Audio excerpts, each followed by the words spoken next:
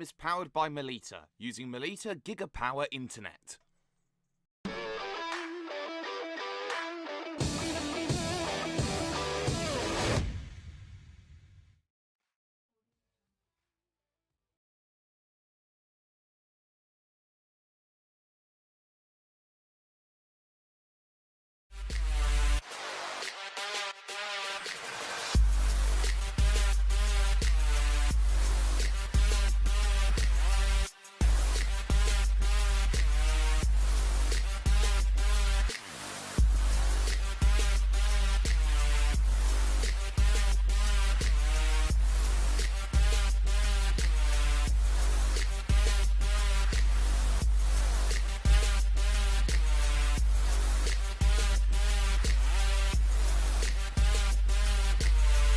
World Pro Racing, where sim racing becomes real.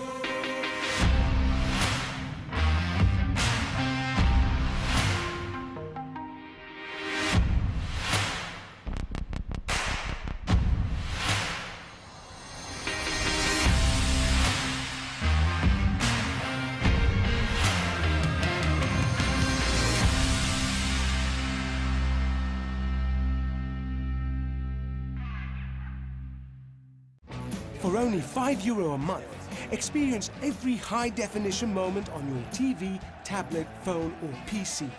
Great teams, great moments, and so much more. TSN from Melita is your ticket to stay in the game. Visit melita.com/sports.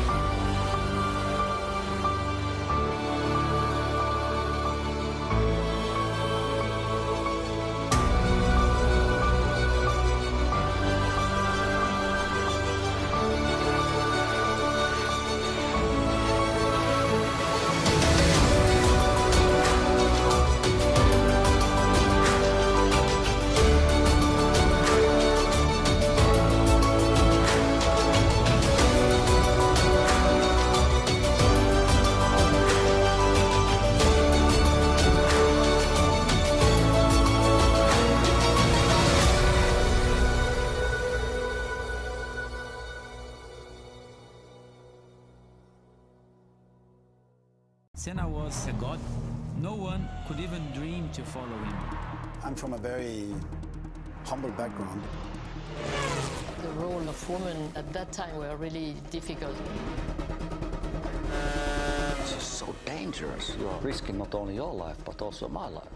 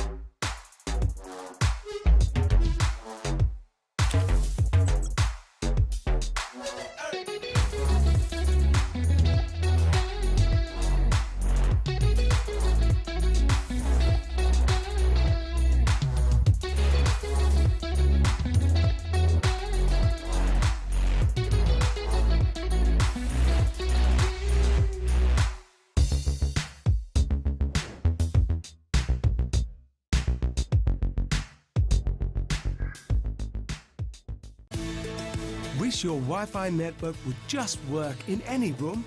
Our new Stellar Wi-Fi is AI assisted to give you the smoothest, fastest possible Wi-Fi throughout your home. Stellar Wi-Fi assisted by AI, exclusive to Melita. Find out more in-store or online.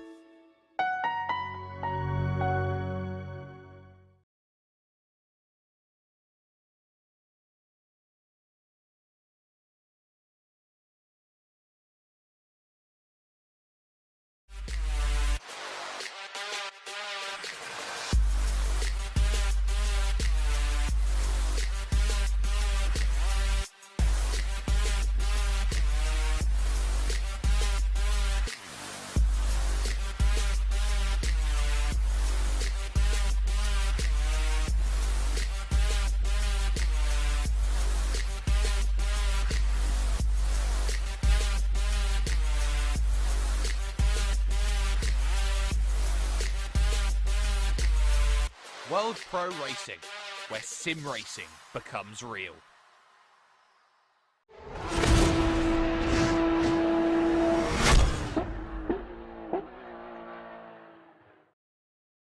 Good evening, ladies and gentlemen, and welcome back to World Pro Racing. Two very familiar faces in front of you right now. Alex Goldschmidt, joined once again by my good partner in crime over in Germany. Good evening, Nico Hildebrand. How are you, my friend? Long time no see. Hey Alex, I'm doing good. I can't complain at all. And yeah, I hope you're doing good as well. And overall, I think we have a quite good thing to come back to commentating together. Yeah, it's been a while. Obviously, we didn't quite get the short straw. We actually got the first dibs on coming back in the commentary booth here on World Pro Racing. Firstly, this would not be possible once again thanks to our fantastic partners and sponsors, Gaming Malta, Melita, who are powering the stream, Thrustmaster, GT Omega, HyperX, where we're all gamers, and AMD. Of course, we welcome our viewers on all the relevant World Pro Racing streams. Facebook, Twitch, and YouTube, along with Malta's very own TVM Sport, Motorsport.tv, and eSports Television. So, tonight we are in the home of the Cavallino Rampante, the prancing horse. We're here at Imola for what is going to be an exciting 90 minutes of Imola Ferrari challenge. And one of the good things here, Nico, is that the only car that they are allowed to use is the up-to-date 2020 Ferrari 488 GT3 Evo, a very, very capable machine in its own right in GT3s, and also, a fantastic track. We've got Imola. For sure. And I think this is going to be very interesting, especially because it's only this one car, because it is one of the fastest cars that we have currently. The BOP definitely smiles upon it in Imola as well, so no one is favored, no one has a handicap. But the big challenge now will be getting it over these curbs here at Imola, because we know you have to sort of just try to nurse it around these sausage curbs. If you hit them just right, you will be able to gain a bit of time. But with that Ferrari, it's just that little bit harder because, of course, it's a mid-engine car.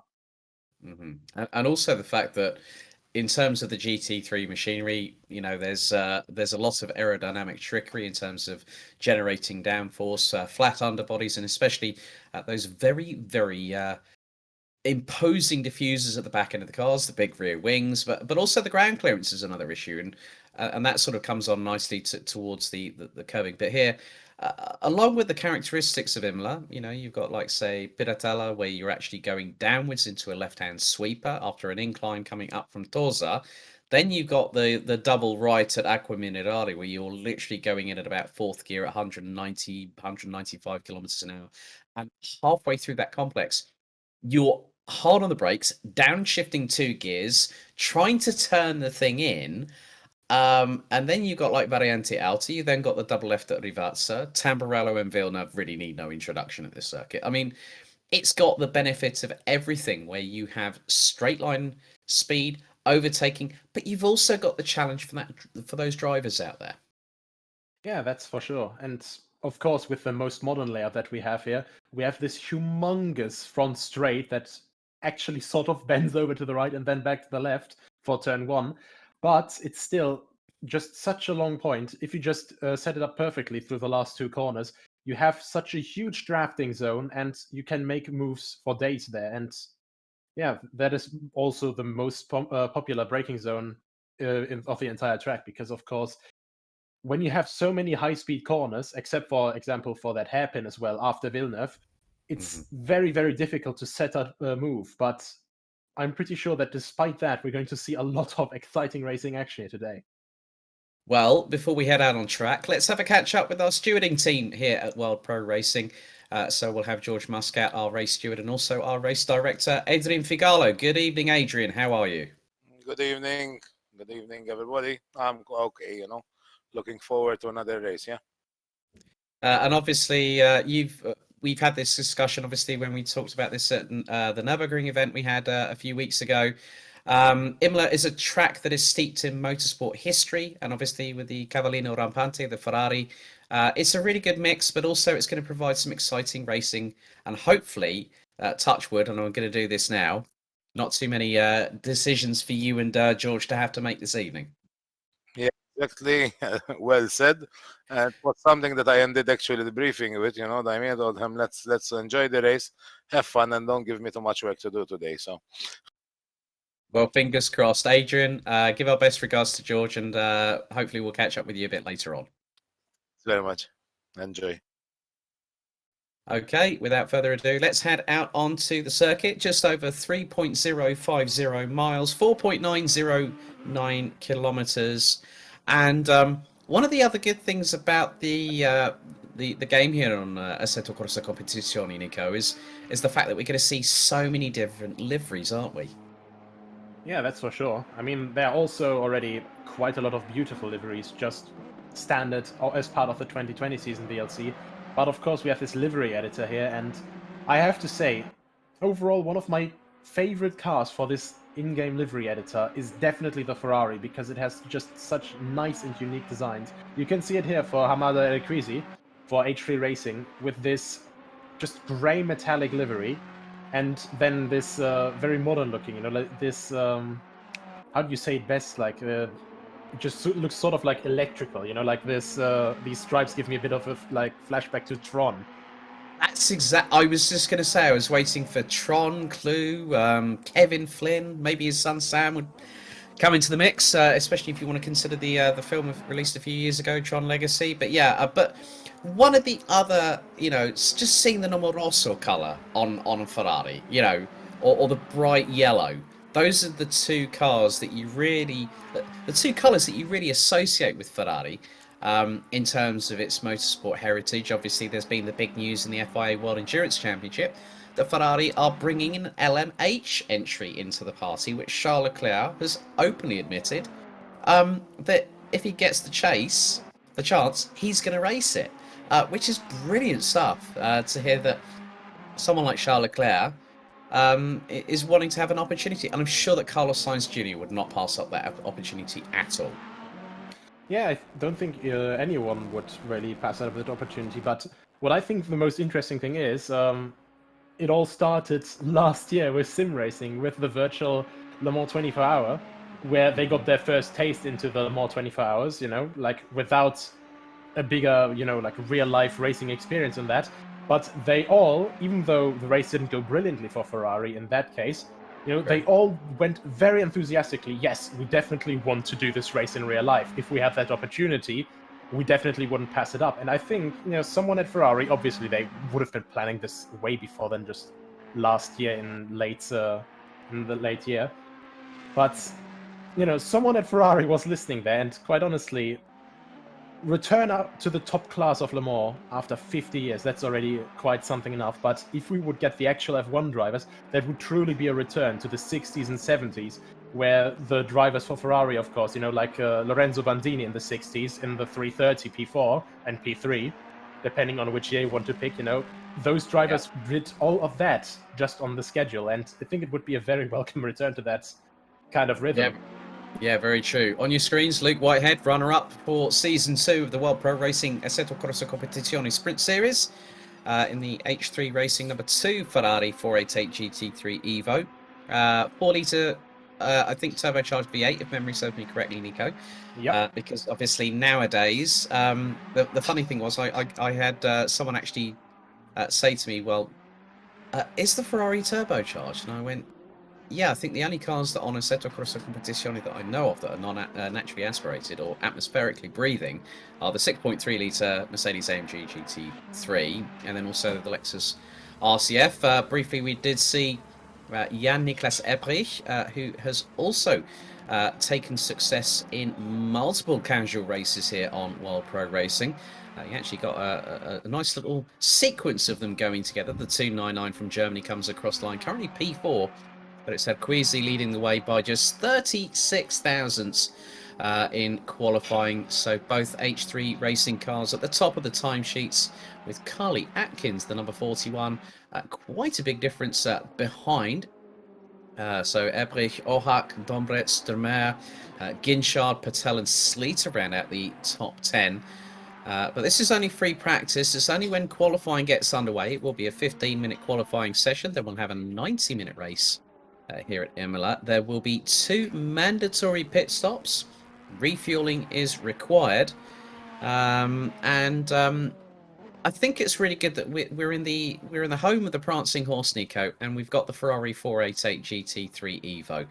Definitely a match made in heaven, especially for the virtual tifosi here on the game itself. Yeah, for sure. And I mean, I think Italy is one of the most iconic countries when it just generally comes to motorsport. Not just because they're fans and because of Ferrari, but of course, just generally. You don't have many people because, you know, I think in Germany it's the best example. You have a lot of fans of BMW, a lot of fans of Audi, of Mercedes, and a lot of fans of Porsche, of course, as well in GT3. But for Italy, I think the vast majority is really a Ferrari fan, you know, because it's just such a rich motorsports history. And especially, you know, at the home track, at Imola, I think it's just always, you know, even if you're not Italian, you know, it adds that little bit of spice on your tongue when you're just commentating on it, or just when you're generally driving it, you know?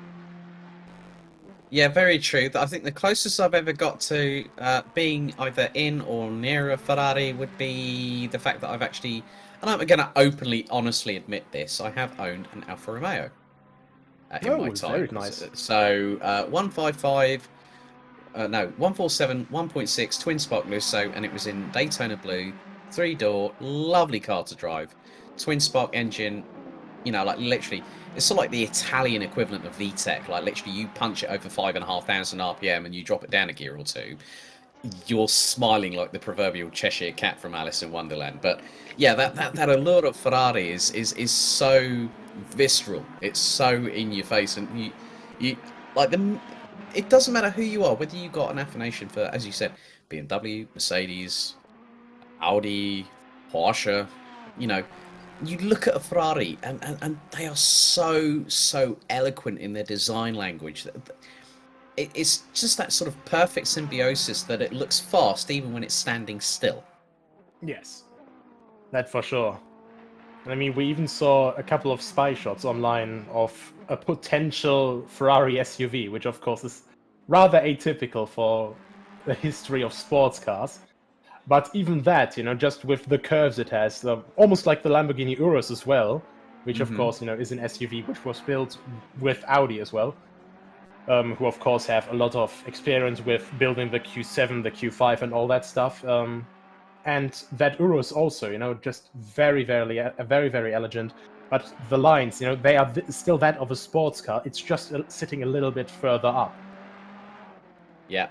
Hamada Erquizi still leading free practice. We've got just under 2 minutes in the session remaining, as everyone's now getting out on track. Track temperature is optimum. There is some cloud cover overhead. 18 degrees Celsius, both track and air. There's David Ohak in the number 13 Ferrari. He's currently 5th place ahead of Peter Dombre in the SRG Ferrari. Then it's Dan Ginchard. Daniel Strimer rounds out the top 8. And then we've oh, now that's a familiar name there, Itmar Yativ, I believe, and then it's Michel Patel, JP Sleater. Then you've also got Cox in the 158, Pedro Gomez, Henri Enriquez, and you can see the times there, but still you can tell that Arquizi and Whitehead know this track very well, but they also know each other very well. But the biggest thing here, Nico, is that Arquizi only took purple in sector 2, but then Whitehead, if he can put the nigh on perfect lap together in quali, okay, this is just free practice at the moment, but put it together in quali, then when they go on the run down to Tamburello after the lights go green, he can have a real good advantage for being able to command proceedings, and that's what you want to do in qualification practice. You gauge an understanding of the track, how the car is responding to the evolution, how much rubber pickup there is off the racing line. Can you brake a little bit harder going into corners? Can you brake a little bit later? Can you put down the power a little bit earlier through the apex? There's so many things that these drivers are finding out right now in the evolution of the track. Yeah, I think the most important thing right now about this track, for this Ferrari here, one weakness that they couldn't really quite get rid of in the Evo is that the car is still not optimal when it gets to higher temperatures. It's only 18 degrees right now, so it's rather cool, so the Ferrari can really just properly breathe, the tires can breathe, and you won't have any bigger overheating problems. So I think right now for everyone, it's literally just about how close you can get to braking like at your absolute best out of, into the corners. Because, of course, when you have higher temperature tires, you have to also consider that, because these Pirelli tires, even though they're the 2020 compound, they're still rather delicate with the temperature window they operate in. And I think if everyone is like really thinking right now, if they're just not just trying to like put in a few like last moment quali runs, you know, if they're trying to just get a grip with the full just handling of the car, they will be thinking at the moment, what is the best racing line that I can drive consistently and smoothly over at least half an hour for those pit windows? Because overall, they have to just consider how it would be the best way to get just this Ferrari to run in a very consistent manner the longest time possible. Because this is one of the tracks, of course, we talked about this long ago, and well, when races were here very long ago, but also just at the beginning of this broadcast, Imola is a very fast track, so we never really have a moment where you have start stop other than the hairpin. So you always have to take momentum. If you make any mistake, you slide far into the gravel, for example, and any lost momentum, it will cost you dearly, even more and even more and even more, just well, over the lap. Yeah, I think effectively what Nico's just trying to say to you people out there is that all the drivers over the course of the 90 minutes will have their eyeballs on stalks. Pretty much, wouldn't you agree, Nico? Basically. That's from his experience of racing as well. Firstly, don't forget to follow us on all the relevant social media channels on Facebook, Twitter, and Instagram. You can also head to worldproracing.com for any further information about events. And speaking of events, we've got a lot coming up in the next few weeks. Obviously, firstly, we've got the Amuse S2000 casual race at Willow Springs in just a couple of days' time. But then things really kick off here on World Pro Racing because we've got a new championship starting up. The pre-season race for the USF 2000. We can also confirm our commentary team. I'll be joined by Chris Buxton for the 5-round campaign, which starts on the 17th of March. We've also got the rescheduled Corvette Group 3 at Alsace Village casual race on March the 11th before the Triple Challenge on Saturday the 13th. So still quite a lot of racing still to come here, Nico, but it's really good to see that we're heading back to single-seaters because it looks like on the YouTube chat, we've got Reba saying, I'm cheering for David Ohak this evening. So please get in your thoughts on who you think is going to win the 90-minute similar Ferrari challenge here this evening on World Pro Racing. I mean, to have single-seaters back on the calendar here at World Pro Racing, we've seen it before with the Tassos F4s, because to have it as part of our remit here, wouldn't you say, Nico? I mean, I'm going to be honest. The first contact I had with World Pro Racing was basically by now ages ago, which was the Monaco Invitational at Sao Paulo on rFactor 2 in those exact USF 2000 cars. So definitely great to see those cars back, and they're just absolutely fantastic for wheel-to-wheel racing. And I'm just glad to be seeing those things return because they're just great. You know, they are basically low downforce because they don't have that big wings, so it's not quite the level of downforce of F1, for example, but they're still light and nimble, and they just overall make for good racing. Now back to here on track, I think we have quite a few candidates actually who could finish on top of the podium here, because of course we have the H3 guys who are looking very, very strong here. But then I don't think we can count out people like Jan-Niklas Erbrich, for example. I don't think we can count out Carl Jetkens, because they not only did they just show that they already have quite good one-lap power, but they've shown over and over and over again that they've gotten so much good consistency on track that I think they're just always a valid guess for the overall win in these races. But meanwhile as well, we have some new faces around who actually got quite some attention in the last race I commentated on here, which was the Rainmaster at Barcelona race. And that was Ashton Cox. And he didn't have the outright best pace, but just through consistency and sometimes just through perfect car control when he needed it, and also just, good spatial awareness, he just came out of nowhere and started moving up the order, suddenly attacking for P2, for P1, just after the first couple of corners, after coming from the third or fourth row. And, I think people with those little surprises, you can never really count them out. There's always gonna be a dark horse somewhere. Funny I say that, because obviously we're in the land of the prancing horse. Oh dear, the puns are going to be thick and fast this evening. Good to see a lot of chat going on YouTube. Don't forget, if you are watching on our YouTube channel, as David Ohak puts in a 1 minute 42 flat in the number 13 Ferrari. Looks like Daniel Strumer just over 4 tenths behind. And then you've got Peter Dombre just behind him. JP Sleater, Kristina Bayer.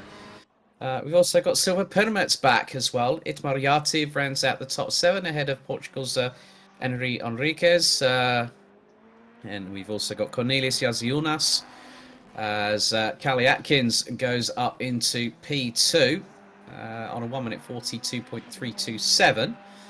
Just under a shade under a tenth quicker than Daniel Strumer. Daniel Ginchard rounds out the top 4, covered by half a second, but then Vishal Patel fires a warning shot across the bow in the 95, with just over 9 minutes and 40 seconds still to go in the session. And that puts him P5. So not at all surprising, Nico, that the top 5 setting the initial pace, but David Ohak, if he's on a flyer at the moment, we're going to see him cross the line. 1 minute 41.208. He absolutely smashed that previous time by nigh on 8 tenths of a second. Wow. Well, and this is always that thing. The first couple laps, they're not going to be the fastest, because these Pirelli tires, they need maybe 1, maybe 2 sometimes laps just to get into the perfect pressure window, just to get into the perfect proper temperature window, and just to get rubbered in properly. Because we all know it, if you have brand new tires, you're not going to be the fastest there. You just need to wear them in a little bit. And I think with some of these guys, and we see them, now in little packs here, we see them just racing together almost, but of course they're trying to get slipstream. We will see them get faster and faster and faster, because of course I also know that Dan Ginchard, one of the names that we've also seen quite far ahead for a lot of races, I don't think that this is going to be his final time here. No, very true. Some of, funnily enough, I'm going to make a bit of a reference here. Some of the World Pro Racing drivers, including Luke Whitehead, including Dan Ginchard, have actually just qualified for a new championship just starting on the sim grid. I have to give them a shout out because it's the Sprint Cup, and quite a few drivers, including Sheldon Muscat, have also qualified for Season 3. So, hey, so have I. It's good. Yeah, you have. You qualified split 2 or 3, if memory serves me correctly, I believe. Yeah, split 2. We're flooding that split with our cars, with our team's cars. But it's good to see that people plying their trade here have moved up the ladder, so to speak. But still, as they say, you never forget your roots. Silva Pirmets comes across the line, 1 minute 42.615.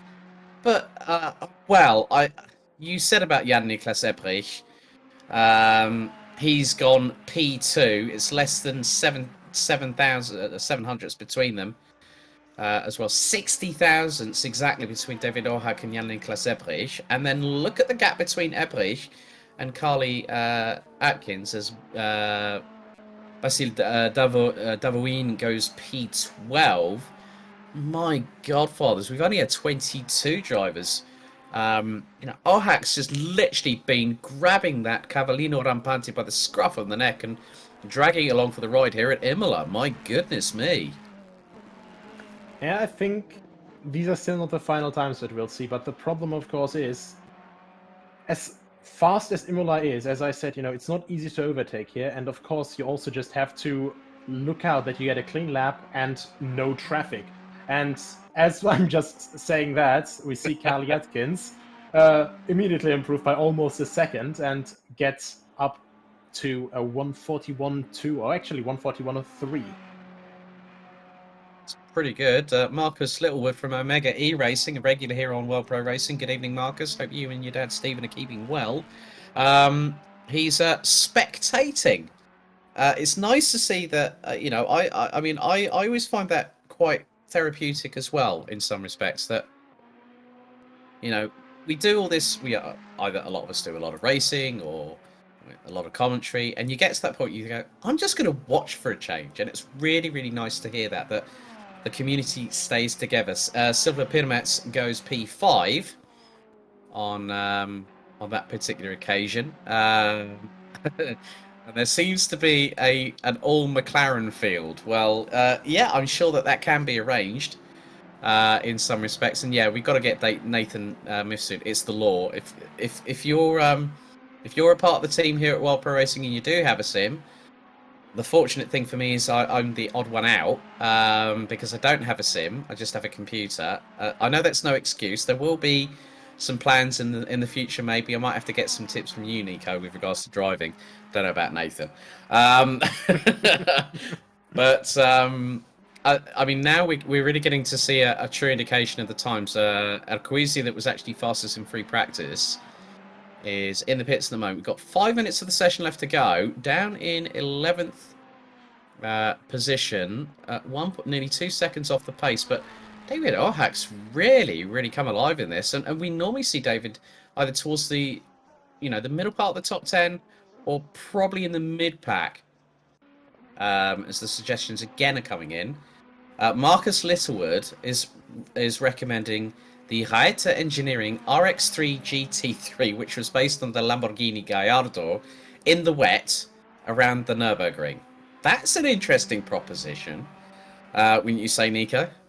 Oh, that is definitely an interesting proposition. I mean, that car has quite a lot of power, and it's also quite understeer, so I don't know what you will be fighting with more than, with understeer or with oversteer. But, I mean, if you're also going to get a simulator, maybe we should pitch the idea of doing a commentator's cup here at World Pro Racing at some point for one evening. You know what? That is... Yeah, well, I mean, I think one of the... good to hear from Tom McEwing. Loving the stream. Great job, guys. Shame to have missed this one. Looking forward to getting back involved for the Triple Challenge, which is on March 13th. Yeah, I mean, that'd be... You know what? I've got an absolutely brilliant. I've got a brilliant idea. If our friends over in Malta can make this happen, yellow flag's out as one of the cars has just exited, or hit the escape button effectively, because literally it was there and gone in a flash. It was in the pit lane. But if Justin and the team at World Pro Racing can do something, maybe to get a commentators cup race in Malta at the studios, and we broadcast it live. That would be epic, wouldn't it? That'd be as soon as the pandemic is over, then exactly. And travel bans are lifted, then I would instantly just be booking a flight ticket for that. Yeah, come on, Justin. Come on, Adrian. Make it happen. That's all I'm saying on that one. I'm sure that bring it on. Sure enthusiasm from the boys. There we go. Brilliant. Bring it on. There we go. We've had it in the chat. Confirmed. Yeah, let's bring it on. Well, that what the funny thing is that people might remember, obviously with Gran Turismo, they did a commentators race, and when you had big names in there, obviously like multi-time Le Mans winner and Daytona 24-hour winner, Portugal's Felipe Albuquerque, who's now with Wayne Taylor Racing, currently over in Sebring at the moment, I believe, if memory serves me correctly. They were actually doing the commentator races. Yeah, like Tom Brooks and Jimmy Broadbent and all that lot, and like literally there was so much yeeting, it was ridiculous. But sounds like a hell of a lot of fun. We've got to do a World Pro Racing special and have it. We can live broadcasted. So you heard that here first. Jake Sperry, Chris Buxton, Kieran McGinley. You're all on. Kai Bacchini. I think we're going to have to get, if we can, we'll have to get a whole lot of us over there. And do it. Just Renee was also here before, and Lewis McLeod as well. Yeah, we're gonna have. Yes, we have to give a shout out to Renee Butler and Lewis McLeod as well. So get them involved too. I know for a fact I'd be absolutely diabolical, but it's all about having fun, and there is the stereotypical highlighter purple colour of a car driven by Reina Ressa in the 690, currently P16, but top 6 covered by just under a second. It's been rather interesting, but Luke Whitehead, now I would not have expected him to be down in 26th position, 4.2 seconds off the pace. He's only got a minute left in this session, so he'll have another opportunity at a flying lap. Reeves just said, and you all have to be on voice chat for the commentators race. Oh yeah. Well, the thing is that we would have to make sure that we'd have to have a live beeper in the studio just in case something was said. Oh, just for me, a live beeper, and then one for the Well, we're not gonna go into that. Luke Whitehead, as we say that, Nico, goes P15 on that particular occasion, a 1 minute 42.999. Daniel Stramer running out the top 5. And Nathan's just gone, no need, we'll get Justin to commentate too. He doesn't do anything anyway. Oh, that's harsh words there, Nathan. The chat has rather exploded this evening here on World Pro Racing. Don't forget, you can head to worldproracing.com for all the relevant information for the events, finding out about the team, and also how you can get involved. Okay, that is it for qualifying. Checkered flag is out. David Ohak has... Kieran McGinley's chimed in. He said, we have to be commentating over our own laps. Okay, Kieran, I'm going to do one better. We each have to do a hot lap and commentate whilst we're driving it. Each of us. That's how it should be done. As Martin Alexar finishes in P26. But Nico, again, the fact now that qualifying session is done. David Ohak, I think that's his best ever qualifying position here on World Pro Racing since I joined in November of last year. That gives him a really, really good opportunity. But then you've got all these other drivers. We know what Luke Whitehead is like.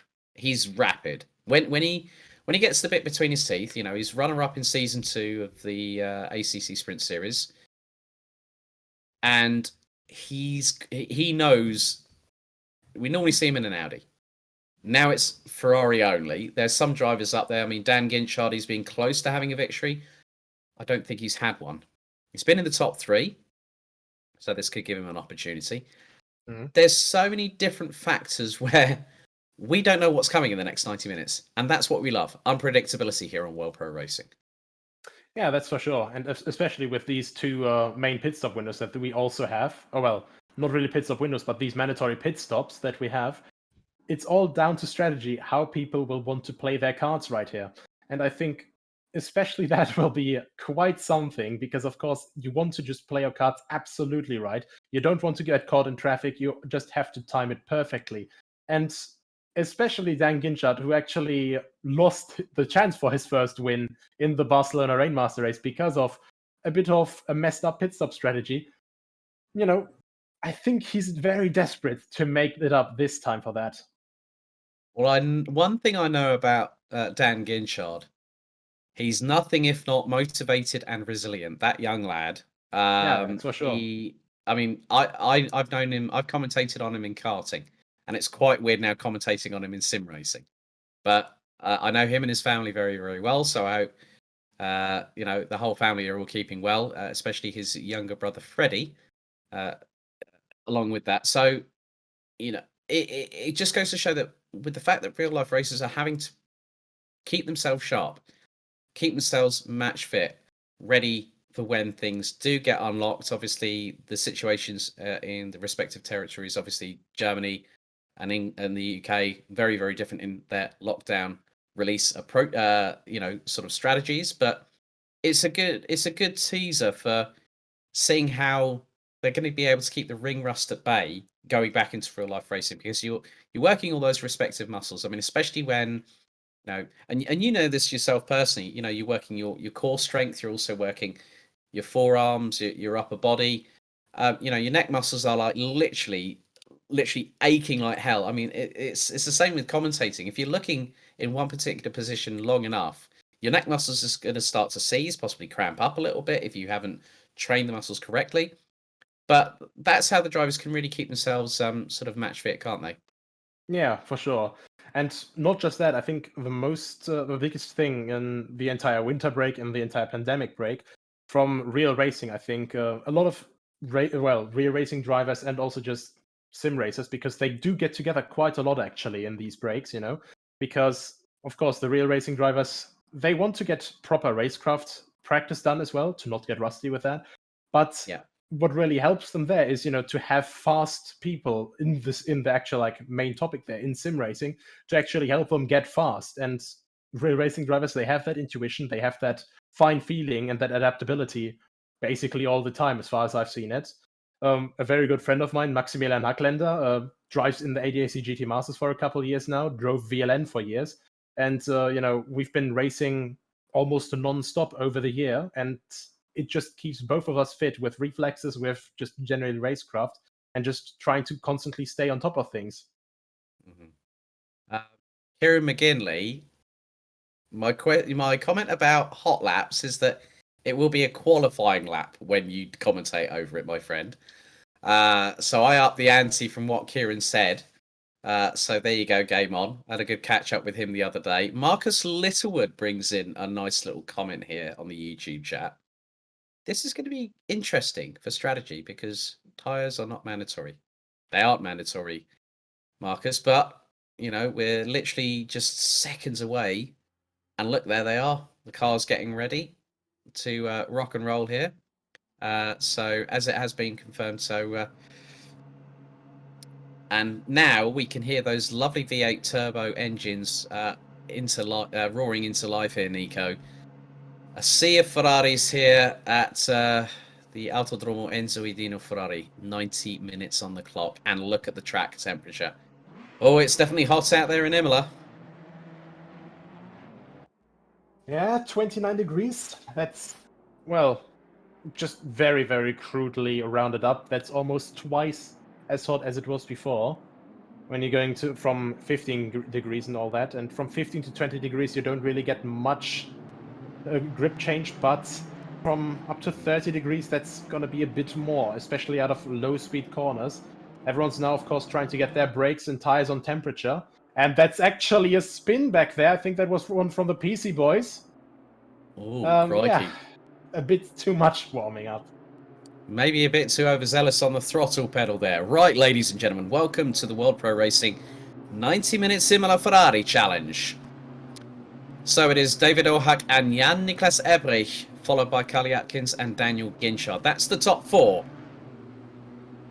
So are we ready? Are we steady? Now they keep us waiting. This time it is the opportunity to have a bit of bragging rights in their respective Cavallino Rampante. Green, green, green. We are off and racing. Ohak gets a good jump on Jan-Niklas Ebrich, who absolutely hammers the throttle to the floor. Carly Atkins has Daniel Ginchard just behind him, as the number 37 decides to not go for it up the inside through Tamburello. But Jan-Niklas Ebrich already feverishly. Oh, Carly Atkins trying to make it 3 abreast on the rundown, going through into Villeneuve. Looks to get the inside of the number 13, but had to lift out of it. So at the moment, Ohak leads from Atkins, Ebrich, Ginchard. David Strimmer is running at the top 5 in the GT Omega RPM Esports number 3 Ferrari, and then it is Dombre, Petels, Pirimets, Gomez, and then Cox. Arquizi and Whitehead already up a couple of positions at this particular moment in time. Who are you voting for tonight as Hugo Mora runs wide? That's going. Oh, that's not where you want to do it. Piratella there down into the fearsome drop down into the left-hand sweeper as someone's trying to go around the outside and through the first part of Aqua Minerale. Oh, and he tags Davolin just up ahead. So Mora's going to get, I think, possibly the first infraction penalty from race control. Who are you voting for tonight, ladies and gentlemen? Please put them into the respective chats. But Nico, nearly at the end of lap 1, we've had a lot of clean racing, but also we've had a few moments that people would, I think, like to forget. Yeah, that's for sure. And I think, oh, Jesus Christ, it's going to get very close there. But no, well, just a little bit of contact there. And I think actually a lot of people I think they're just trying very, very hard to get established in their current positions right now. That is Vishal Patel, who's actually moved up a few spots right next to Dom Brett now, who's making his way around the outside. And this is just the thing about Imola. It's very hard to race properly, like just completely risk-free, because you want to get as far on the inside on the curb, but look at these little yellow, well, sausages there, the sausage curbs. They really throw you off. If you hit them wrong, you're going to go straight. And if there's a calm, you're outside, that car will basically just go off.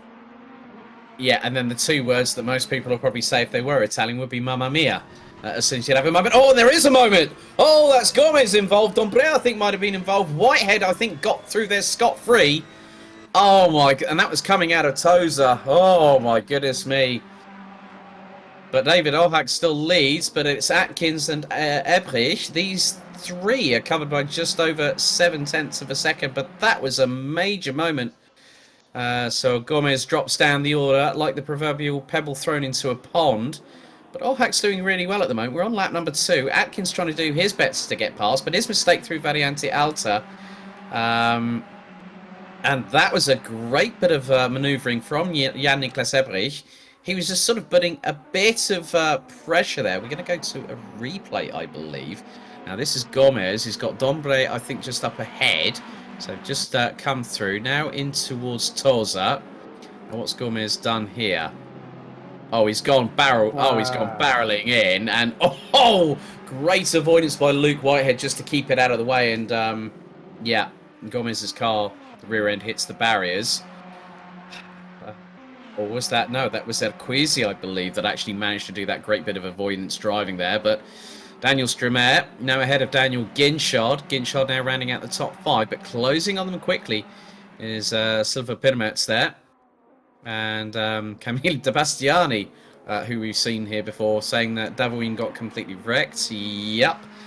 Think Blue has already started drumming up the Jan-Niklas Ebrich fan club, as Ebrich now is a little bit further behind, as Vishal Patel goes up the inside of Erquisi there, through Toza. Oh, that was a bit of a squeeze there, but Vishal Patel did have the opportunity, as it looks like in picture-in-picture we've got somebody else off the track. Not too sure who that is. As Vishal Patel goes running wide and then some, coming out of Piratella down into the sweeping left-hander.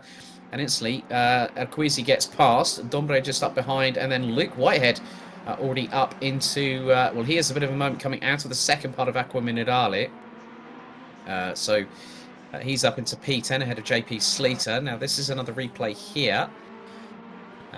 So, that's the 315 that goes spinning off. And you mentioned about those sausage curbs, Nico. That can play havoc, especially with how low these Ferraris are to the ground. Yeah, exactly. Not only can they just cause understeer quite a lot, and that's Vishal Patel going a bit too deep, actually. And that is just one of the problems that you have all the time when you're just trying to make a move here. The cars, because they have a bit of trouble slowing down, and next to the line here, next to the racing line, you have a lot of marbles. You can see it on the right there, you can see it later on the left of the track. These marbles, they take away quite a lot of grip with these slick tires, and that is Cox trying to make it down the inside, blocks off Bea, I think, perfectly, but can't make the way down to Sletter, but actually tries to make it around the outside now, looking for the inside again. Just wow! That was brilliant maneuverability there by Costin Abaya, trying to get past Ashton Cox and nearly made it 3 wide. Abaya's off, and that was Ligretson. That was Ligretson, I believe, just behind in the Sky Tempesta Racing colours. Reina Ressa up to 15th, head of Cornelius Yaziunas Itmar Yativ. Then you've got Asco Abel, then you've got Enriquez, then Gomez down in 20th. And then you've got Martin Alexar rounding out the top 21. Steve Johnson back again in the fray. As you've got Basile Davoin, Hugo Mora, Jorge Afonseca. And then you've got Erki Marmo as well, as we're on board with Alexar just behind Gomez. As that looks to be a bit of a move up the inside, possibly by Abel, trying to go around the outside of the second part. Bangs door panels with Cornelius Yaziunas. And we go on board with the Estonian right now. 4th gear, up to 5th very shortly. Going through into the double left at Rivazza. Yaziunas keeps the number 69, 488 ahead of the number 1. But Asko Abel there looking rather racy going through Variante Alta there, Nico. And he thought he had an opportunity as Silva Pyramids trying to go towards the outside of Daniel Ginchard. Oh, that could end up rather nasty. But the Estonian backs out of it. Arquizi looking to get the jump through. The next left-hander. Oh, this is definitely what you want. Ferraris at full chat here. So the prancing horses well and truly cantering away around the circuit here at Imola. But Arquizi nearly had a move up the inside of Pyramids there. And the Estonian nearly could have lost out a position. Yeah, that's for sure.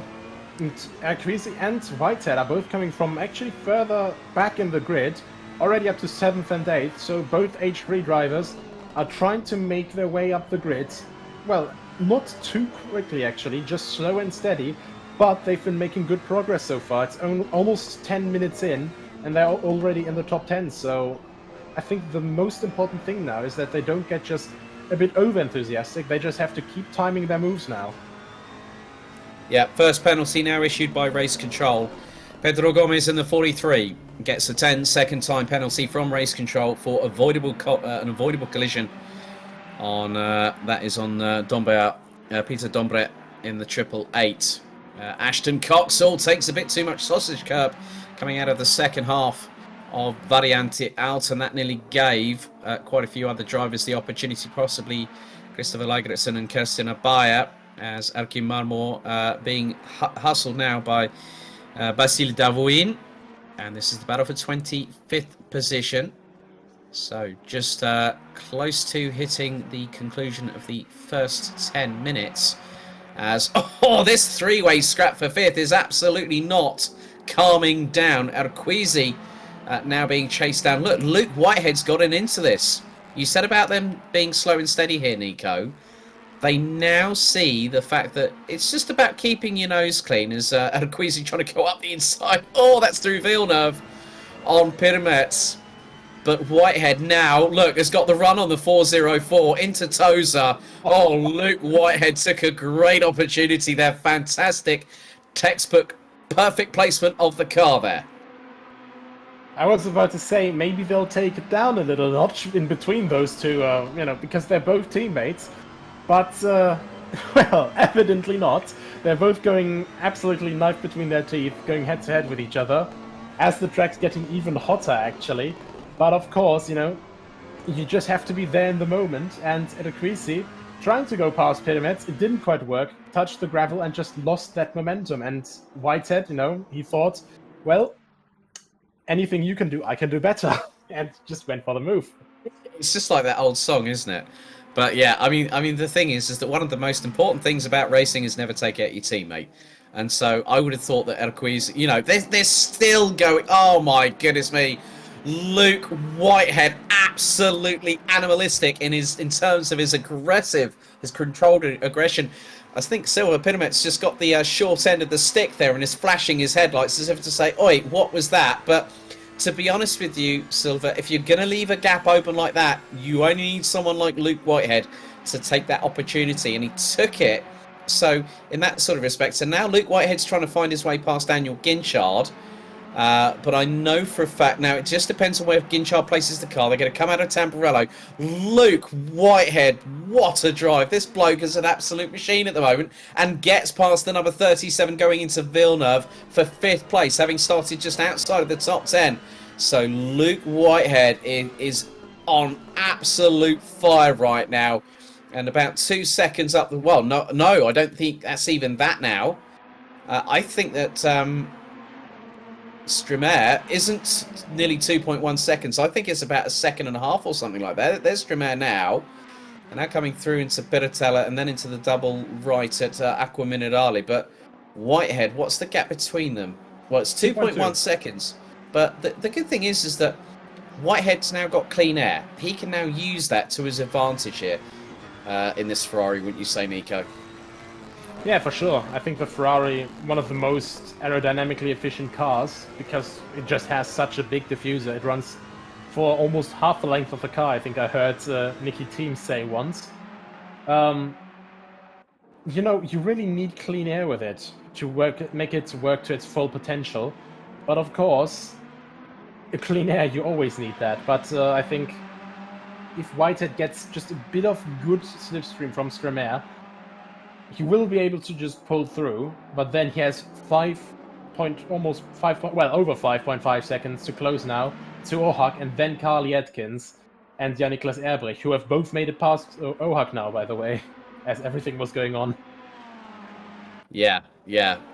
Carly Atkins. Yeah, so that's rather interesting now. Daniel Ginchard coming under fire from Peter Dombrez. Queasy has got past for position. JP Sleater battling away with Idmar Yativ and Christopher Lagertsen. Now this is over the battle for P14, I believe. So Yativ, well, Ressa's ahead in 12th. Then you got Vishal Patel, but Luke Whitehead's been on fire. Right, okay, Silver Pyramids has pitted. And is the first of the drivers to serve a first of 2 mandatory pit stops. So this is where we're going to see the different strategies here, Nico. So that's very, very decisive that within the first 15 minutes with Pedro Gomez going side by side with Alexar. That's going into Piratella. You don't want to do that. Oh, Pedro Gomez, despite getting that 10-second time penalty. That's one way to show your commitment as well. Now that's somebody off. Who is that? That was possibly... That was Ashton Cox. Oh my goodness. So Ashton Cox from 9th position. Oh, that's dropped him nigh on outside of the top 20. And Ashton Cox was doing so well. But, yeah. The gap now between Stremair and Whitehead now down to, well, was just under 2 seconds. It's now just over 2 seconds.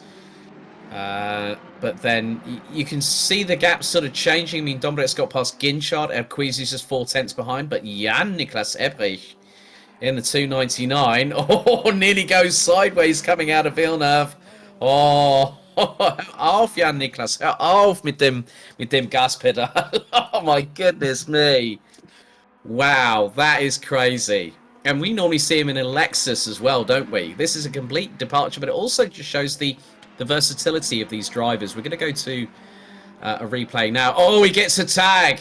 Oh, Ashton Cox got a tag, and that was by... Well, that's got a 1-4 at the beginning of that number. So we'll have a look on the leaderboard. I think that was a different incident. Yeah, that would have been Hugo Mora. Mora possibly, and that would have been Steve Johnson. So Johnson it was that got it. So yeah, that's going to be investigated. I think Hugo Mora was a bit too committed, let's say, in that incident. So Steve Johnson, you can see that Steve Johnson, he's got the full beams and the fog lights on, as if to say to Hugo Mora, saying, that was not right, my friend. I'm afraid to say that move was not on. As all, Kirsten Abaya, first driver to get a drive-through penalty. That's possibly for track limits. And that's another thing we have to contest with here, Nico. Track limits at Imola. Very, very tight circuit. You make one slightest mistake. You make 3 of them, and then you get a drive-through penalty for incident number 4. Oh, and that's another incident. That is Legerston getting spun around by, I think that was Gomez. So, yeah, that is very good timing. But yeah, you mentioned track limits. Imola is definitely one of the hardest circuits there because, how do you say it best? You can gain a lot of time, but Imola likes taking away more than giving you.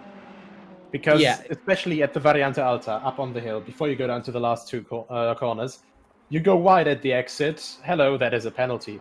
Well, that is a warning. You try to go a bit too, well, the normal just philosophy of driving through a chicane is, make it as much as a straight line as possible. you take it a bit too much as a straight line, and well, that's a warning. And then you do it another time maybe, or just get a bit too wide here now on the exit here on the left side for Acqua Minerale, the exit. And hello, that's a warning, and now that's a drive-through penalty. Have fun. Yeah. And Erquisi looking rather racy there. Oh, that was a massive bit of commitment, and also a bit of curb gobbling there from Erquisi, trying to get past Peter Dombre, and he does so. Oh, that was a brilliant bit of a brilliant moment then from Erquisi, putting him up into P6. But Carly Atkins now has David Ohak just behind him. So Ohak now fighting back, but Jan-Niklas Ebrich has gotten away from Carly Atkins to the tune of 3.6 seconds. So we're on lap number 11. David Ohak looks rather feisty behind Atkins going into Tamburello, but behind Luke Whitehead closing on Daniel Stremer for P4. And the good thing is that Whitehead, that's like literally, he's made up that time in, what was that, less than 5 minutes? So Luke Whitehead on an absolute charge at the moment, and Stremer knows that Stremer makes a mistake coming out of Piratella down into Acqua Minerale, and with the speed differential between him and Whitehead gets it stopped, and you can see that Stremer was just like literally hitting the brakes. The back end was twitchy there going through, and we were talking about this earlier on, Nico, going into, Acqua Minerale, fourth gear, 190, down 2 gears, down 90 kph, you're hard on the brakes. That back end on that Ferrari can be so light at some particular moment that the minute you put so much pedal pressure on there, the back end can actually step out. And I've seen it where people have been turned around as a result of just being a bit too overcommitted on the brake pedal. Yeah, not only that, also with the highest power map, you have quite low traction, so you're already leaning on the traction control there as well. So this is definitely not an easy car to drive fast. So I think people will really have to watch out how they will go about in the entirety of this race, because as we also established earlier, with help of Marcus Littlewood in the chat, we don't think that tire changes are mandatory in these pit stops, so people will have plenty of opportunity to do different strategies here. And now as we have a look here at Vishal Patel, who actually finally went up to P9 through a couple penalties and stuff, and also just a bit of good racecraft that we are used to from the PC Boys guys. Although, of course, a lot of them British karting drivers, so they will know about racecraft from real life already. Yeah, I think people will really just have to continuously watch their car control and also just watch the tires, because the slides and all that, I think it's gotten a bit more penalizing with the new tire compound. That was a really good move from Itmar Yativ on Vishal Patel for P9. Yeah, I think obviously you mentioned about the time model, but then we've also got to look at the track temperatures. As Rainer Esser getting he's coming under fire now, is Esser, I believe, and that is going into Piratella, like literally there.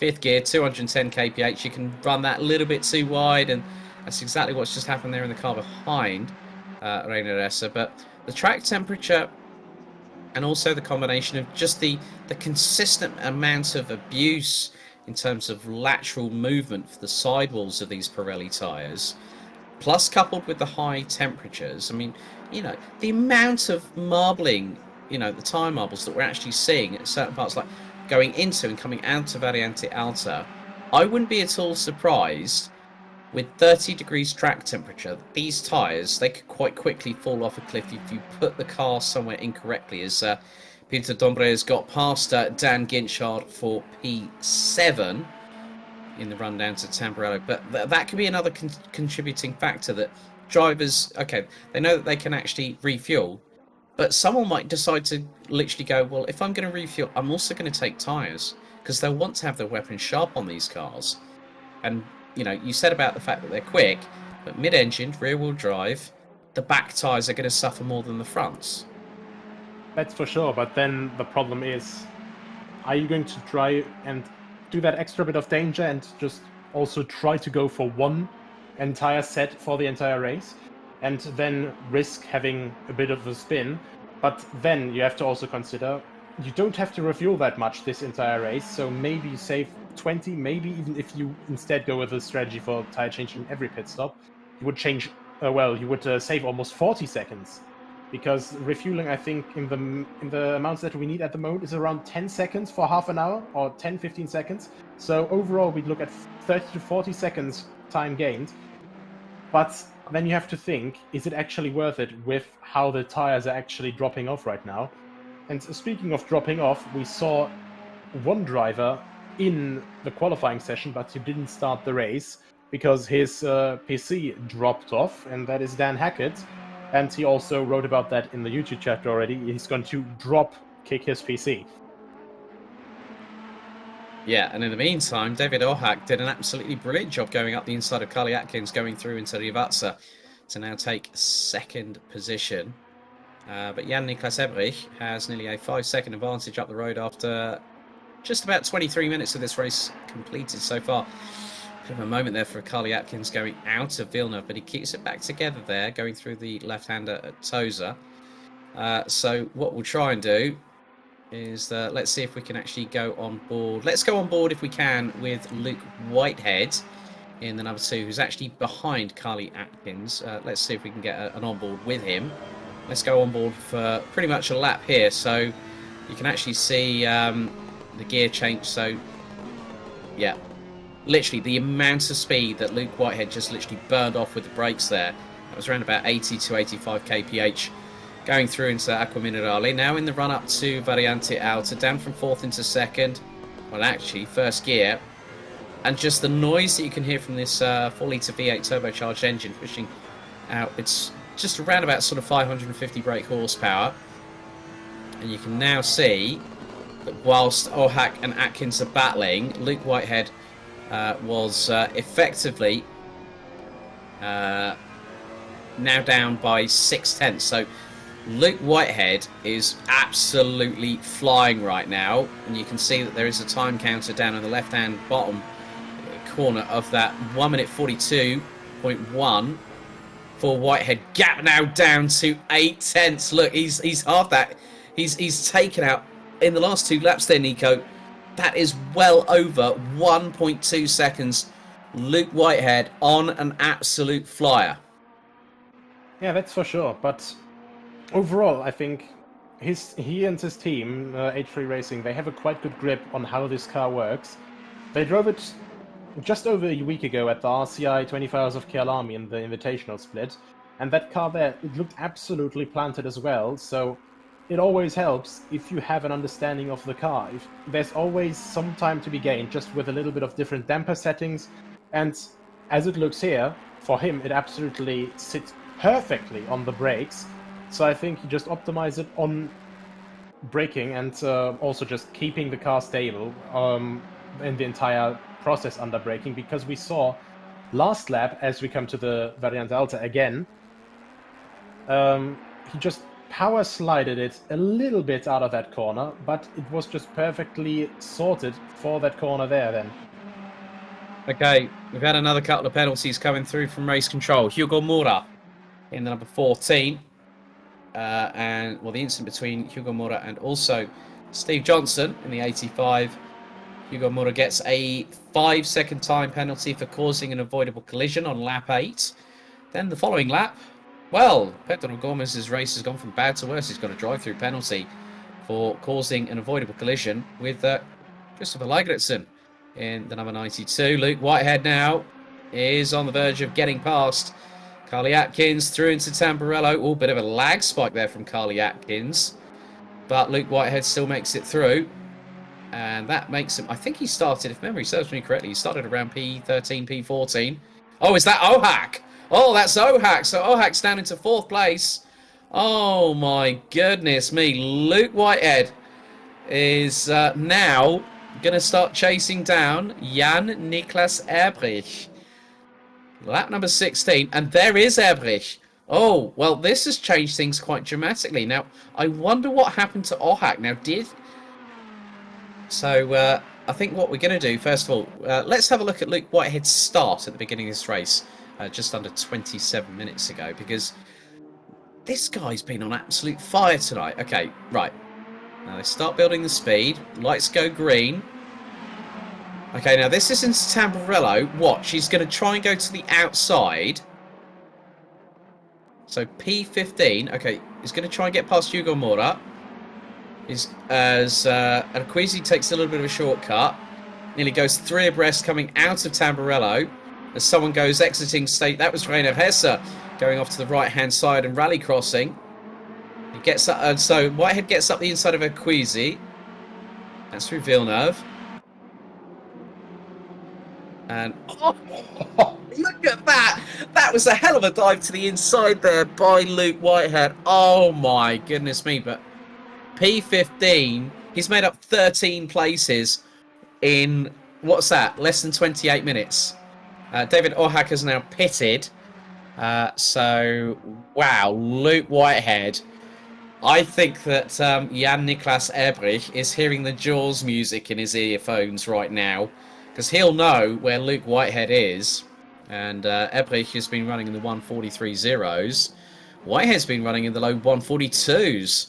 And that gap's already down to 6.4 seconds. So, yeah, Ebrich, I think is...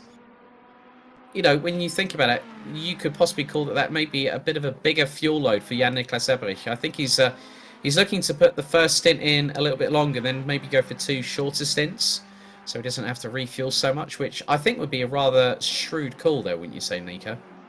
I think it would be a quite good call, actually, because I know Jan-Niklas, he normally tries to go for a bit of a longer run at the start, you know, just to have a bit more dynamic in it. And one thing that's actually really saving his back right now, one thing that is probably a bit of solace for him, just to keep in the back of his mind, he's already starting to lap a bunch of back markers, and there was actually, I think, a spin from one of the back markers as I saw a little yellow flag flash up for a moment just ahead of Luke Whitehead. If you just place yourself correctly with these back markers and just, you know, wait for the right time to come and get lucky with the positioning when you catch the back markers, I think that's where you can win a lot of time, but also if you just get them in the middle sector, for example, at Acqua Minerale, you will lose quite a lot of time. Okay. Well, we're fast approaching the end of the first half an hour here at the 90 minutes of Imola Ferrari Challenge here on World Pro Racing with Alex Goldschmidt and Nico Hildbrandt, your official commentators. I think what we're going to do now is head back to the race direction room at World Pro Racing, see how things are getting on for Adrian Figalo and George Muscat. So let's head back down there now if we can. Adrian, firstly, it looks like one particular driver standing out for me is Pedro Gomez, the number 43. 2 incidents, but obviously with the contact between him and Christopher Ligretson, very, very well warranted, I think. How are things down in race control and race stewarding? Has it been quite busy in comparison to what we've had before? Well, it's busy. Actually, yes, what you're saying. I'm just reviewing now another incident by Gomez. So, yeah, we keep ourselves quite busy here. Some incidents here and there. I should say overall it's more quiet than some other races that could be also shorter races, and you got some more intense racing inside you. And obviously, another question I wanted to ask, you're a big part of the team here at World Pro Racing with regards to not only the stewarding.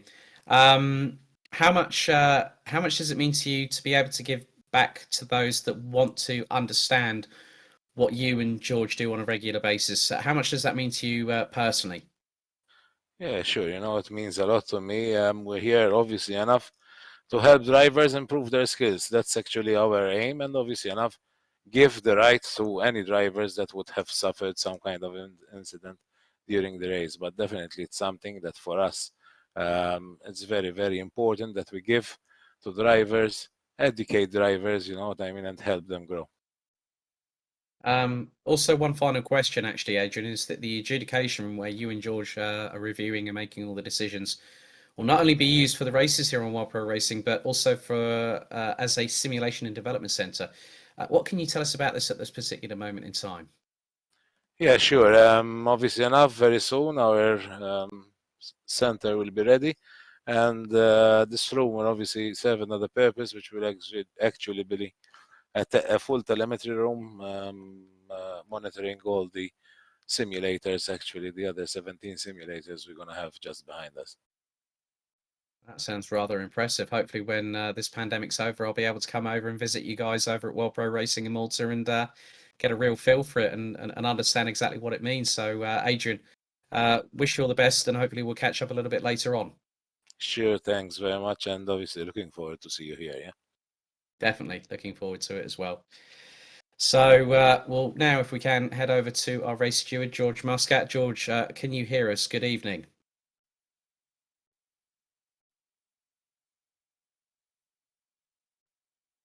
Let's wait to see if we can hear from George.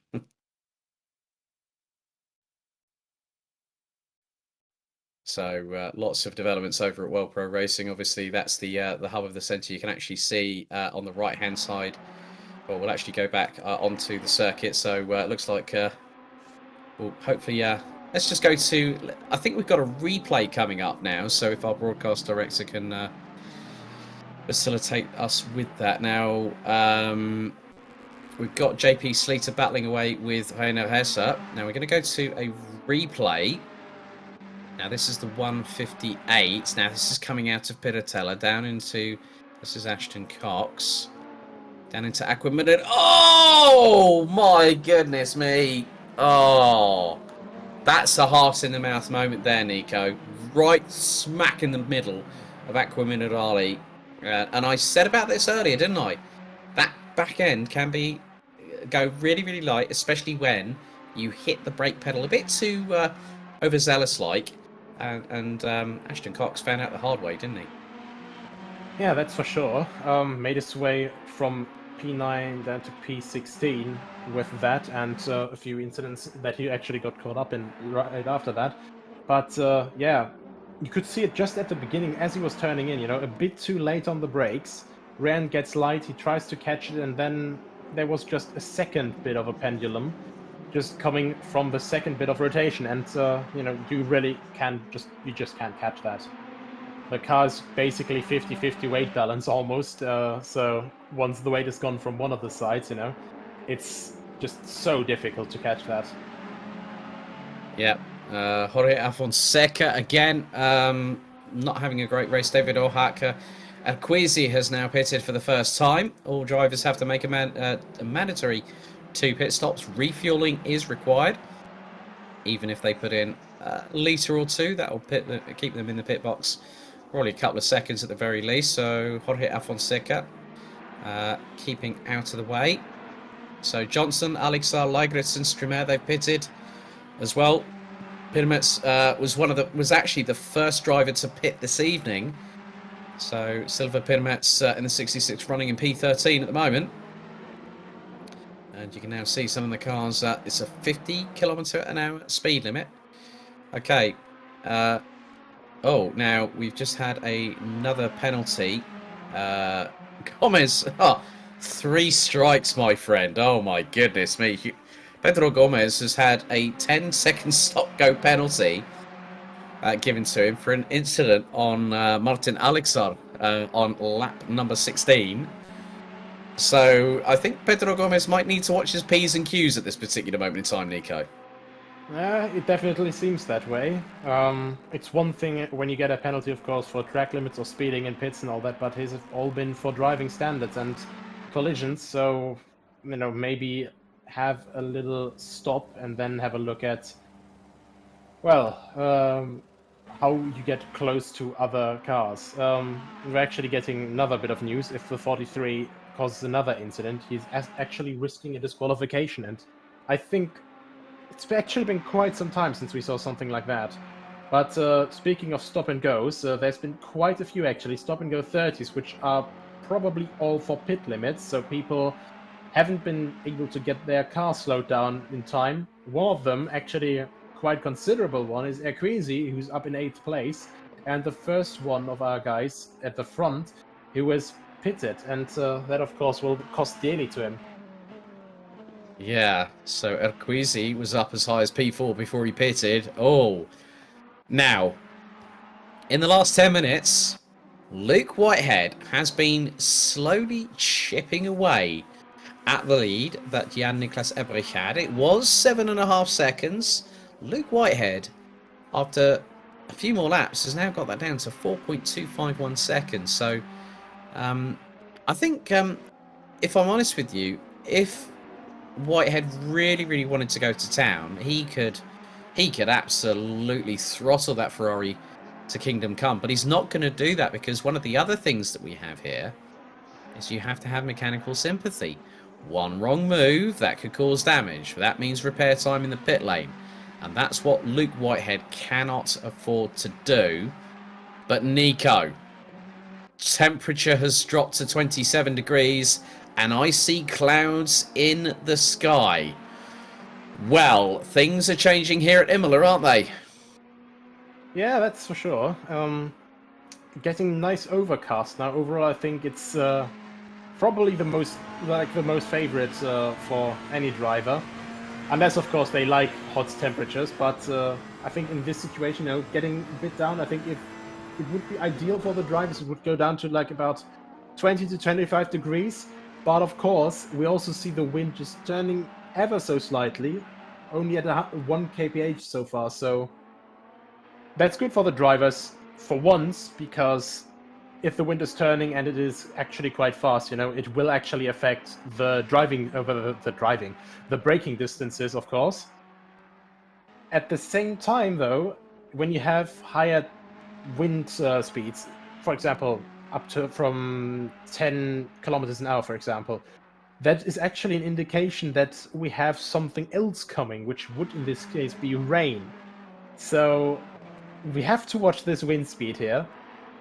And I think if those guys get either lucky or unlucky, depending on how they have prepared for this race, we might be able to see a bit of a throwback to Barcelona, to the Rainmaster race a couple of weeks ago.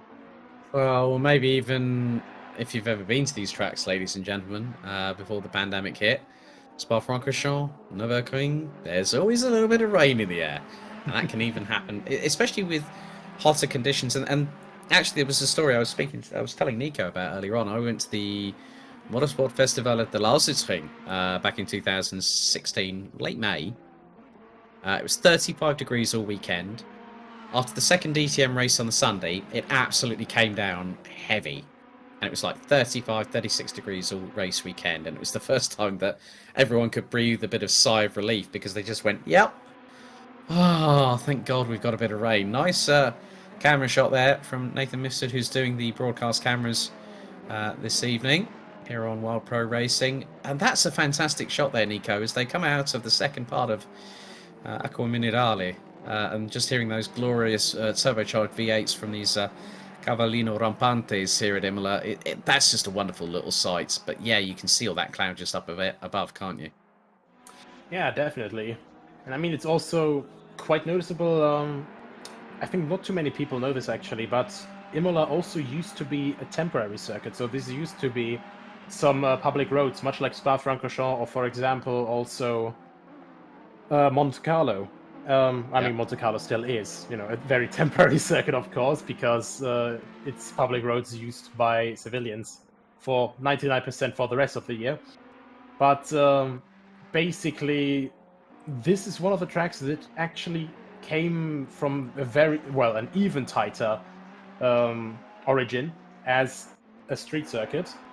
And this is just still quite noticeable, because overall this flow there, you really have this just nicely flowing into the surroundings. And of course, you also have the sight of just a couple of houses still being right by the side of the track. And I think, other than Brands Hatch, where the Grand Prix layout actually runs right past the village, I don't think we otherwise have that.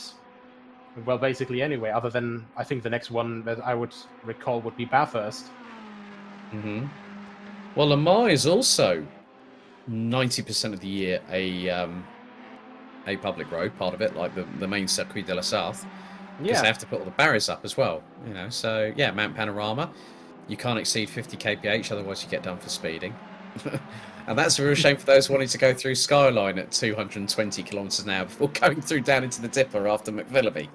But yeah, it's been a rather interesting race so far. We're fast approaching the halfway point of this. Jan-Niklas Ebrich continues to lead, but Luke Whitehead on an absolute charge so far. It was 4.2 seconds just a couple of moments ago. It's now down to 2.7. But the biggest thing here, Nico, we're on lap number 25 of this race. The biggest thing that Jan-Niklas Ebrich has got against him is backmarker traffic now, again. Yeah, it's just always quite difficult to completely accurately gauge it. And I think that is one thing that he's, waiting for right now. I think he wants to get the backmarker traffic right now, but then have more control over when he has to pit. Because, of course, if you have to pit, you don't really get any dynamics. You're completely reliant on where you come out. So I think right now he's just trying to stretch it a little bit. He just went past another backmarker there, and right behind him you can already see Whitehead. But yeah, still staying out there. You see it still, like, even though we're already basically halfway through the race, I think he's definitely going to come in for some tires, because on the Ferrari, you really have to just look out for the tires. So I think right now it's really just a race of attrition for Jan-Niklas Ebrich to run to that pit stop and then try to nurse the car home. Well, with that being said, we're going to go to a commercial break here on World Pro Racing. Myself, Alex Goldschmidt, and Nico Hillebrand will be back in just a couple of moments' time.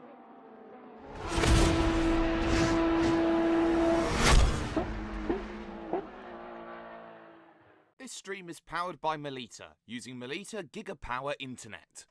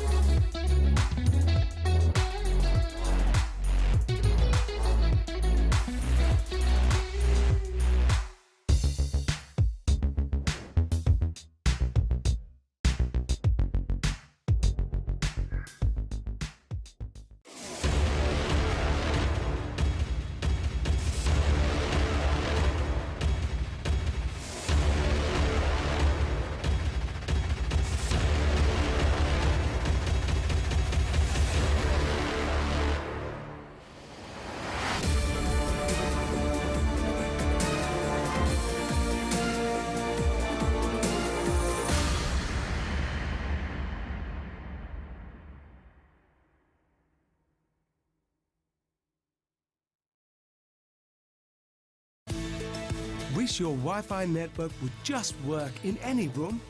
Our new Stellar Wi-Fi is AI assisted to give you the smoothest, fastest possible Wi-Fi throughout your home. Stellar Wi-Fi, assisted by AI, exclusive to Melita. Find out more in-store or online.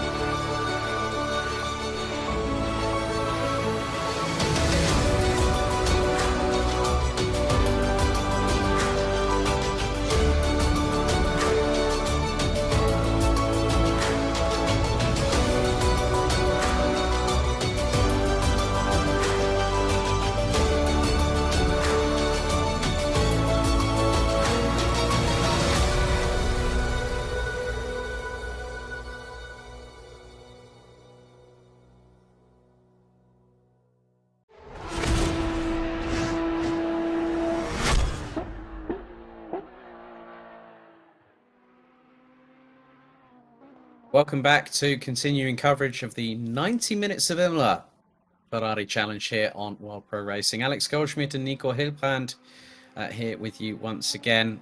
And as you can see, beautiful skyline shot there, Nico. But obviously, there's something rather foreboding in the air. And track temperature, it seems to be dropping a bit. But first thing that I've seen, Arquizi, Alexa and Abel have done all their mandatory pit stops. Arquizi's in the pits, but the wind has picked up. And you said about the wind picking up, and if that does happen, we normally know what comes with wind is rain. And I think especially Arquizi will be sweating a lot here, so he won't just be getting wet from the rain. Because, of course, just having gotten the second pit stop out of the way, technically you don't have a reason to go back in. And, of course, that is not quite the best moment there, because now he basically made one of his pit stops useless. Because if it starts raining, of course, you have to look out how hard it rains. If it rains hard enough, you'll have to go back in for wet tires. Yeah. Yeah, and the thing is, that's going to give so many people the advantage. David Ohak's now pitted for the second and final time. Well, in terms of the mandatory pit stops. But let's see if we can, with just over 39 minutes of this race remaining. Let's have a look at the leaderboard. Well, JP Sleater still on 2 pit stops remaining. Jan-Niklas Ebrich is about a second adrift. So JP Sleater doing the very, very long first stint. Luke Whitehead is a little bit further behind, about 6.2 seconds behind the German. Carly Atkins, Peter Dombret, and then also Dan Ginchard round out the top 6. Good work by Itmar Yativ at the moment, up to P7. Silva Pyramids, David Ohak, our pole sitter in 9th. Ashton Cox, Reina Hessa, Vishal Patel, Henry Henriquez, and you've also got Basil Davouin and Christopher Ligretson rounding out the top 15. So that's how they stand at the moment. Cornelius Jonas rounding out the top 24. But Luke Whitehead has got that gap down again. And look, he's running in the low 142s. The pace that we've got from Luke Whitehead started P15 on the grid, now back up to P3 after his first mandatory pit stop. He's really put himself in contention here, Nico. One thing noticeable, though, he lost about 3 to 4 seconds on that last pit stop. So we have to think maybe Erbrich will be able to stay ahead just through that little strategy, as we said, starting with a little bit heavier car, but then having a lower pit stop time. So it's really something that'll really just... We'll have to look how it ends, what will end first, Erbrich's consistency, Whitehead's pace, or maybe the race. Or will something else come into it? But the sunshine looks to be coming back out again a little bit through the clouds. But that doesn't mean we're out of the woods yet for that possibility, that maybe potential of maybe a little bit of rain, maybe even a small small splatter of rain. But we've seen it here before in Assetto Corsa Competizione, Nico, that I've seen optimal tracks go from optimal to greasy within 45 seconds of rain hitting. That's how quickly it can change the dynamic of a circuit. Yeah, and that is definitely just one of the big things that you have to really get to know. It's all about track knowledge from track to track, because some tracks, they just... how do you say it best? I think the best example would be the resurfacing of Indianapolis, just already ages ago, almost 20 years ago by now. Makes me feel quite old when I say it like that. But basically, just to be able to know that track surface. In this case, Bridgestone was able to know it because obviously they have their outlier Firestone, which could get data with the IndyCar series. And Michelin just wasn't able to get any data, wasn't able to adjust tires for the F1 season there. And in the end, it was a race held by 6 cars, which were all on Bridgestone tires. Nathan Mifsud's saying, but the question we are all asking, where is the rain? We want rain. What have you been doing your Gene Kelly dance from Singing in the Rain, Nathan? That's my biggest question. Have you been doing that, my friend? But look, JP Sleater has dropped off a cliff. He's done, he's lost big time to Jan-Niklas Ebrich. Sleater was leading. but he's still got 2 pit stops. He's done the very, very long first stint. Oh, he's brimmed the tank on that Ferrari. And those tyres must be dropping off a cliff because Luke Whitehead, who's about 2 seconds, has a little bit of a moment there for Jan-Niklas Ebrich. Nico, you said about his consistency. I think he just dropped the ball ever so slightly there, Rivazza, but he's kept ahead. You know, we know that Jan-Niklas Ebrich is no slouch at all. He's a multi-time, class casual race fixer here on ACC. That's nearly 3. JP Sleater got mugged by Luke Whitehead, who outbraked himself going through Tamburello. That was a slight track advantage, I think, but it just showed how committed Luke Whitehead was trying to get through there. And Carly Atkins was the one that was hung around the outside, and then Peter Dombret is a little bit further behind now. But yeah, that was the rain chants are starting to come in on the chat. Oh dear, that sounds ominous. But look, the wind speed has picked up. That chanting seems to have helped in some respect because the track temperatures dropped from, what was it? It's now a total of 7 degrees over the last hour and 25.5 minutes. And the wind speed has picked up, Nico. It's now 11 kph, which is around about, 7 miles an hour. Yeah, and it's going to get quite close now, I think, because if the rain comes in fast enough, which, quite honestly, look at this sky, I think, if anything, the rain will come in the last 10 minutes if it continues like this, unless we get 20 kilometers an hour of more wind. I think overall it could come in the last 10 minutes. Then it would depend on how you have treated your tires and if you've got newer tires, for the greasy track. But the big question right now is, can Ebrich keep the car in front for that long? You saw earlier, there was a bit of a slip-up. Then right after that, to get past JP Slater, Whitehead had his own slip-up as well. And I think everyone is just starting to get a little bit trigger-happy just with the throttle pedal. And overall, I think, right now, Ebrich seems to be hitting traffic quite a bit better than Whitehead. Yeah. I think that you're right, because that gap was about 2.7 seconds. And now it's 4.7, so he's lost 2 seconds in those last few moments. Kirsten Abaya, as Dan Hackett's got a stop code 30, which he's serving right now for speeding in the pit lane. Oh my goodness me. Now, who's that trying to get past? I'm not too sure, but Nathan says in the chat on YouTube, I don't think rain will help Luke, however. Well, no, you're probably right there. But anything's possible, and someone's also saying it will add some spice, though. True.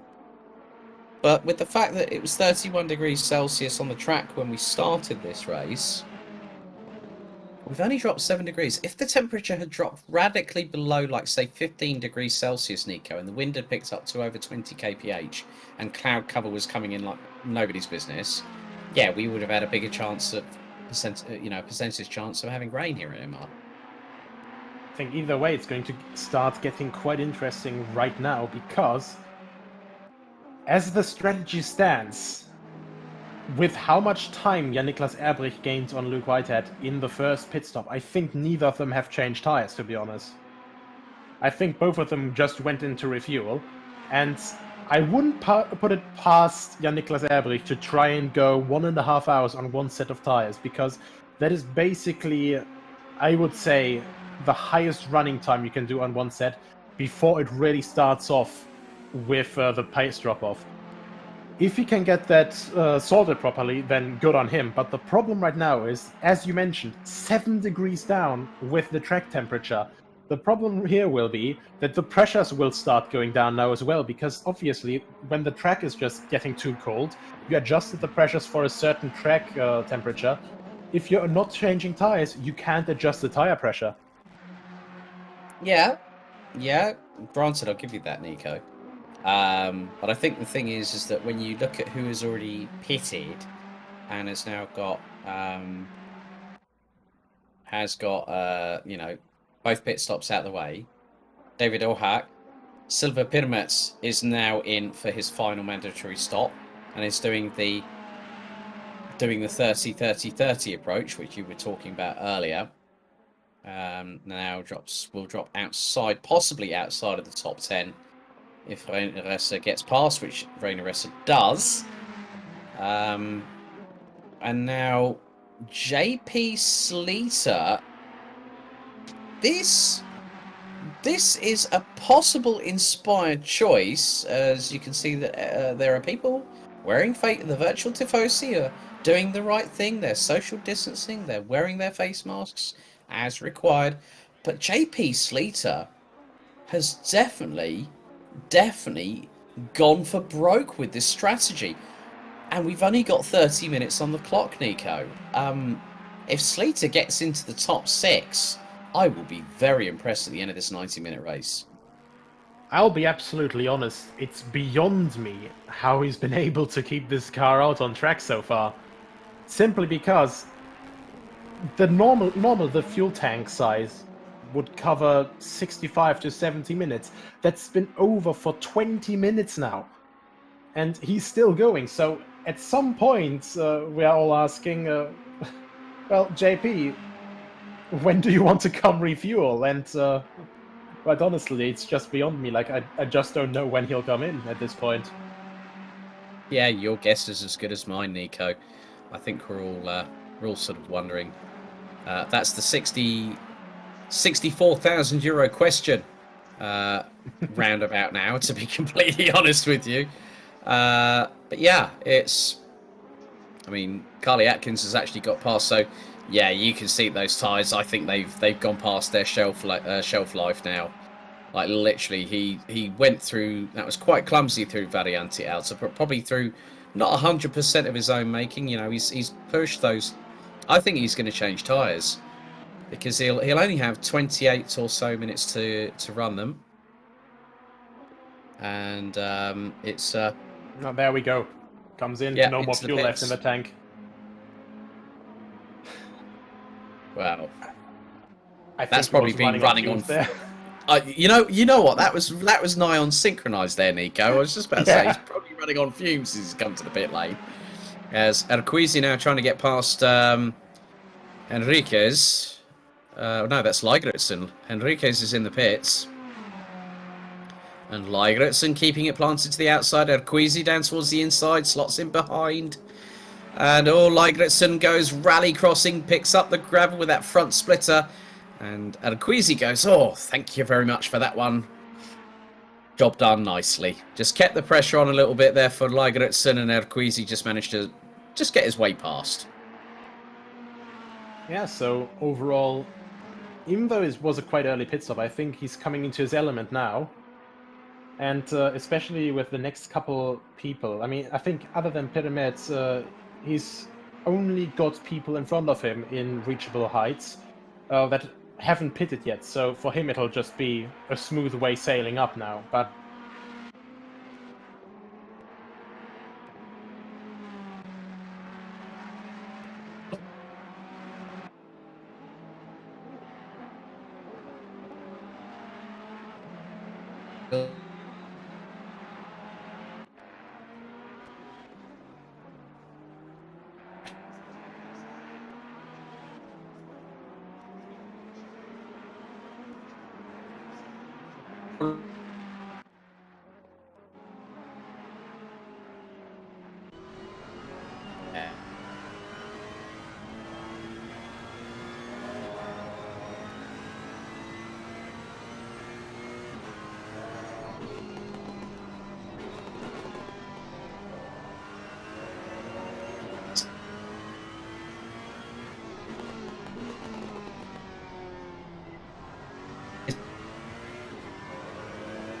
go 30 for speeding in the pit lane, so that'll be his top 6 finish, thrown to the crocodiles on that one. Even though we're not somewhere like Sebring possibly, which would have been rather appropriate for me saying that right now. But yeah, that's going to be a race quickly swept under the carpet there, Nico, on that particular occasion. Wait, wouldn't that be alligators third Sebring? Wait, Bathurst would be crocodiles, wouldn't it? Because crocodile. Well, no. You'd probably be thrown in the path of the kangaroos if it was Mount Panorama. But then, yeah, alligators, crocodiles. Well, they are different. But some people say, oh yeah, alligators are the same as crocodiles. We're not going to get into a discussion about whether alligators and crocodiles are quite similar. But but JP Sleater now getting passed by David Ohak. Yeah, I just think that at the end of the day, it's going to be a race that he will definitely want to. He'll definitely want to make this a race to forget rather quickly out of his memory banks. Well, I mean, with his fuel economy, definitely something to remember. But sadly, of course, with this stop and go 30, it shows that it only takes just a 1 meter of misjudgment while breaking into this, because, well, once you have this incredibly long pit lane here at Imola. Of course, it only goes straight instead of having like a couple other pit lanes, which also have some fun little curves and chicanes in there. But it's quite difficult, I think, for them to judge the breaking into this pit lane quite perfectly, simply because it's you're braking straight. You think, okay, it can't be that bad. Like, I'm not even driving that fast, and that is Ohak now with another penalty, not for speeding in the pit lane, but another victim of track cuts, I think. Yeah, the mistakes are starting to come in thick and fast.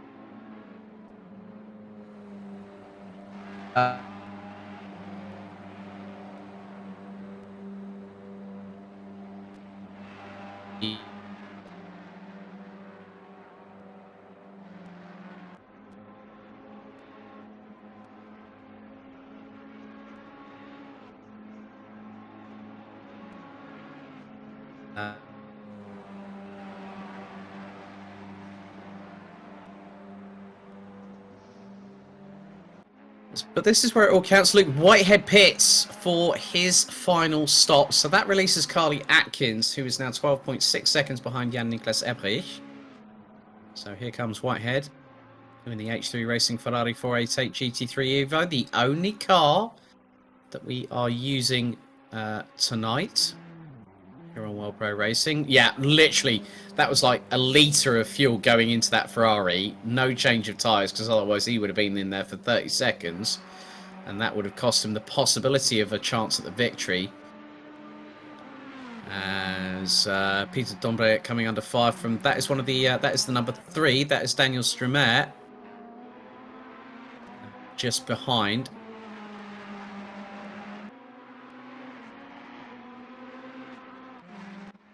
And Dan Ginchard has pitted for the final time. JP Sleater comes out from serving his stop go 30. That drops him down to 14th position in the number 16. But also, the wind has picked up, Nico. It's not rain we've got. The sunshine is plentiful here for around the next 20 minutes or so.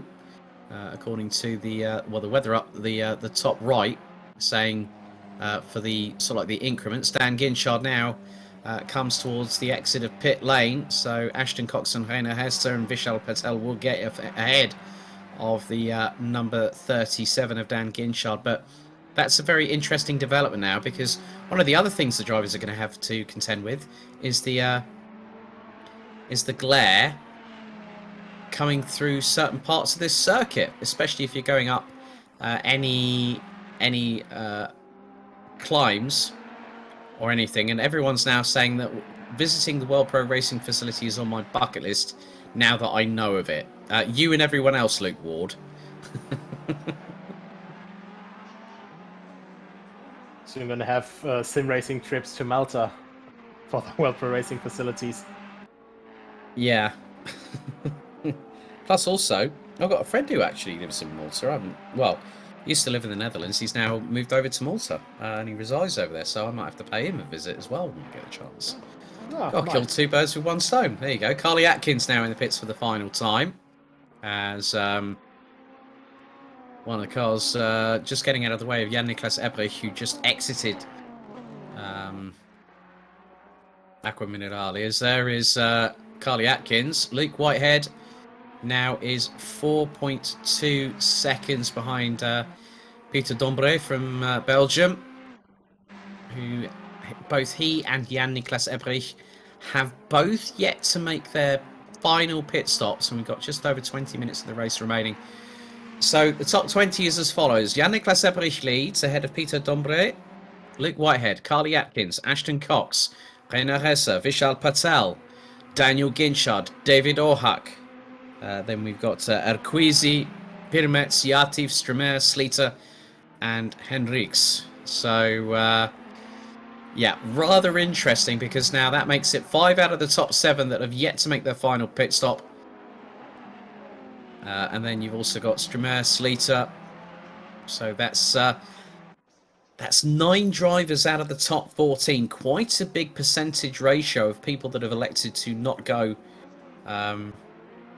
all there. So I think, Nico, shall we head over to the adjudication room and you have a quick catch up with George Muscat, our race steward, working alongside Adrian Figallo? Yeah, I think that would be a pretty good idea. Right, so in any second we should be able to move over there. There we are. Right, so George, overall, how has the race been going, just penalty-wise, and how has the workload been for you guys? It's quite an interesting race. Drivers were obeying Adrian what he said in the briefing, so it was quite good race in that aspect of work of adjudicating some incidents and giving penalties to the drivers. Yeah, overall we had not too many penalties from you stewards today, but of course a few eyes on a couple certain drivers there. Otherwise, just can you tell us a bit about the adjudication room as well? Just how did you completely just hook all of that up in there? Just how is it completely just working over there? Because of course, you know, have a lot of different software there. I think that's at least 7 screens that I see through the picture. Yeah, there is 4 big ones and like 6 small ones. So, but obviously we everyone have his station here with 1 big screen and 2 small ones, and then you flip over the pages to see all the information that is being sending to us, and obviously the communication by will be giving to you from us with the investigations that's been taking out. So that's about it. Still quite an impressive setup. Alex, do you have a couple of questions as well still? No, I think you've really done it, George. Brilliant job as always, my friend, and we wish you and Adrian all the very best for the remainder of the race. Thanks, and hope to see you here soon. Definitely looking forward to it. We'll get that sorted once this pandemic's over and done with, and we've all been vaccinated. Take care, guys. Plenty of room for you here. That's what we like to hear. So 16 minutes and 50 seconds still to go. Jan-Niklas Ebrich and Peter Dombre still not having made their final pit stop. They're leaving it close. I think a bit too close for comfort here, Nico. Yeah, I think overall, to be honest, in Jan-Niklas Ebrich's case, I think it's not really a bad call. We saw how much range that Ferrari can have in the case of JP Slater, but who's actually also just completed his last pit stop. But I think, if I'm correct with my guess, and judging from that we saw him well, there we saw Jan Niklas just go into the gravel one more time, just at the bottom cutout while we were having our talk with George. I think Jan Niklas is still rather heavy on the way, so he can literally just take 1 liter and just be on his way after that. So effectively do a Luke Whitehead. Yes. But Luke Whitehead is not that far off of Peter Dombré this time. Look, it's 1.7. Look, he can see him. He now knows it's very much game on for not. I think we know what Luke Whitehead's like. Once he gets the bit between his teeth, he will gun for that victory. Gap was 1.7. It's now 1.4, or just under 1.5. You can tell that Luke Whitehead, look at the amount of slight adjustments on that steering wheel of that Ferrari. Now, Luke Whitehead is doing the absolute finite adjustments on that steering wheel. Look, slight corrections here and there just to help the car be guided into the right position. And just literally on the brakes there, nailed it perfectly through Acqua Minerale. Dombré's got a sense. I think Dombré's probably going to do one or two things. He's either going to get out of the way of Whitehead or out on track, or he's going to have to do the other thing, which is pull it into the pits, because he's got 14.5 minutes to do it. And Ebrich, the key point is when is Jan Niklas Ebrich going to blink and put it into the pits? Well, not quite yet, because he's on lap number 44 of this race. So it's going to be quite interesting here, Nico, to see how long it is. It's not if, it's when Jan Niklas Ebrich comes into the pits, because we've covered over 130 miles. 132 miles in this race so far, with just under 14 minutes to go. I mean, Jan Niklas Ebrich and Luke Whitehead have been absolutely putting in the laps here, haven't they? Absolutely. And I think if it comes down to it, I mean, Luke definitely with amazing pace, just, not just one lap pace, but throughout the entire race. I mean, his fastest lap now, 1:41.7. And that's basically faster than a lot of guys did in qualifying. But I think it's really just the thing here is, once again, Luke has to find his way past someone who still has one more pit stop than him to go. And right now, that someone is also stuck behind another car for traffic. And I think right now, that is going to be the main thing holding him up. Because look at this situation here. No matter how you spin it, that holds you up. And that is all just seconds lost for Jan Niklas, for Luke Whitehead when he tries to catch up to Jan Niklas Ebrich. Now Dombré is actually letting him through because he just realized, yeah, this isn't my fight, I'm just going to let you through, man. But I think that was already quite enough to get Ebrich a little bit of an advantage. And honestly, I think if Ebrich can just continue his current form up to the finish line, I think he may have this in the bag. Yeah, the gap between Jan Niklas Ebrich and Luke Whitehead last time around was around 45 seconds. He's possibly maybe lost a second and a half with regards to the PC Boys Esports car that was ahead of him, obviously Peter Dombré. So now, one of the things that I'm really interested is how long, because what I want to do is that when we see Jan Niklas Ebrich in the pits, I want to see how long it's going to take him from getting into the pits to coming out. Because if Ebrich has no more than, say, a 40-second pit stop easily, what's going to happen? He's going to take the victory, as long as Luke Whitehead doesn't close in on him. So this time, Jan Niklas Ebrich does not pit. We're going to have completed 45 laps. Well, the leader will have done on this particular occasion. So Ebrich crosses the line. That was a 1 minute 43.7. Now Luke Whitehead, if he's running in the 142s, if Ebrich has a bit of a howler on the pit stop, because it can happen. It can happen. We've seen it before, where you think everything's running to perfection, and you get one moment, one slight incorrect button press to, like, because I've had it before where I've seen races and where I've found out from people later on they've completely forgotten to change the fuel that was being put into the car, and what has happened?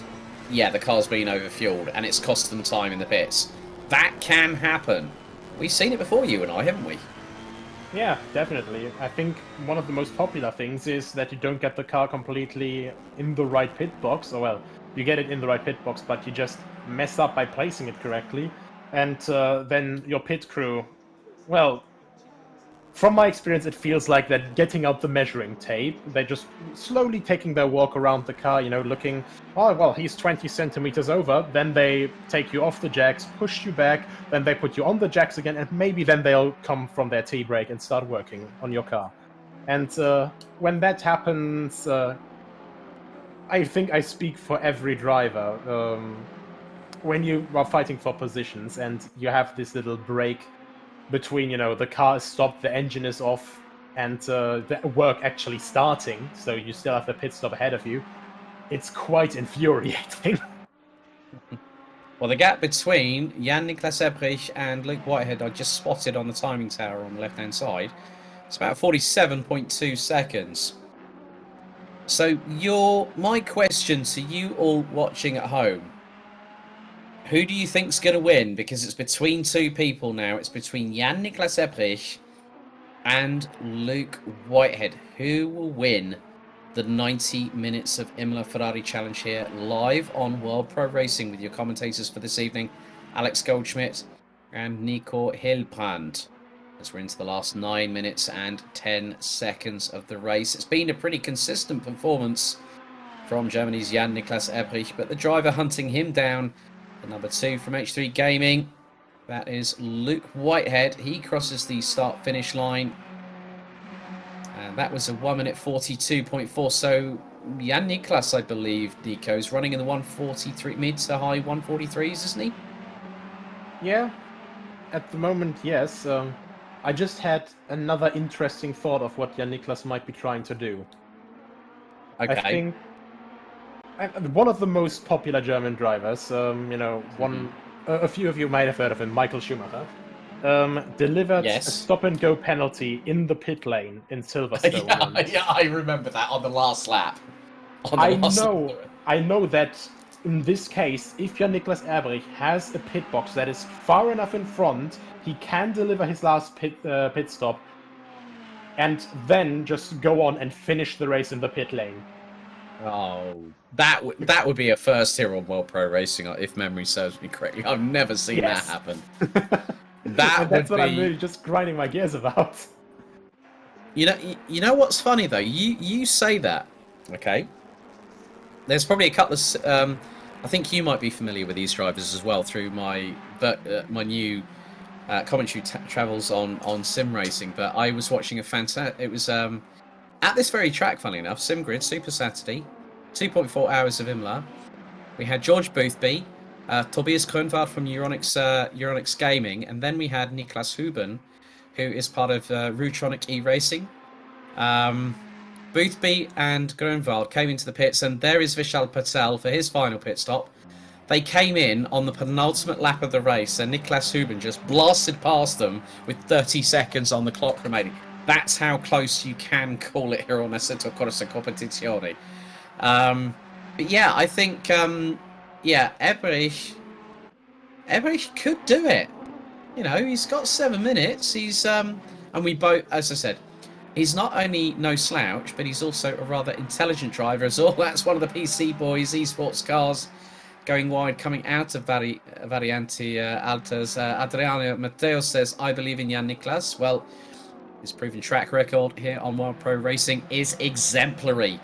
As he gets a bit of a compromise there going through the second half of Rivazza. But Jan-Niklas Ebrich still keeping that Ferrari out. But there's a couple of other situations that we could factor into here, Nico. And one of the other things is that if Jan-Niklas Ebrich has to start lifting and coasting towards the end of the race, that's one thing. But then the other the back marker traffic. He didn't need that moment there. That's probably cost him at least a second to Luke Whitehead going through Rivazza. He won't get flustered. We know that because Jan Niklas is a very, very cool cucumber when it comes to those kind of pressure cooker situations, as Hugo Henriquez goes, he mows the gravel with that front splitter of that Ferrari. And that was going through the exit of Tamburello. All three abreast nearly just behind. Oh, my goodness me. And that has got Erquizi, Ohak, I believe, there too. Ashton Cox is up now to P8. Idmariativ, Silva Pirmets rounding out the top 10. Vishal Patel gets a stop go 30 for speeding in the pits. Oh my goodness. Vishal Patel could have been on for a top 10 finish there. However, David Ohak and Arquizi still battling away, going through Piratella, now into the double right at Acqua Minerale. Looking rather close there. Rather close. That was a good bit of anticipation on the brakes there from David Ohak there, Nico. Yeah, definitely. And I was actually grinding my teeth there for a moment because I thought for a moment, because of his little, not even a wiggle of Arquizi, I thought that he would slow down more and Ohak would rear-end him, but both of them reacted exemplary there. And it's less than 5 minutes to go. I'm actually wondering if I may be correct with my guess. Well, I think the two words you'll have to scream at the top of your lungs when this race is over is "Mamma Mia," when you realise it has happened, because Jan Niklas Ebrich, you talked about consistency. That's exactly what Jan Niklas Ebrich has done. He has been ultra consistent. We've seen consistency from other German drivers that have raced here, as Hugo Henriquez. Again, that's rather messy coming out of Tamburello. But, Yannick Hoff, Josef Dobes, drivers that have competed with us again before here. Look at this gaggle here. Oh, Dan Ginchard trying to close down on Carly Atkins. And look, that's a four-way Ferrari scrap.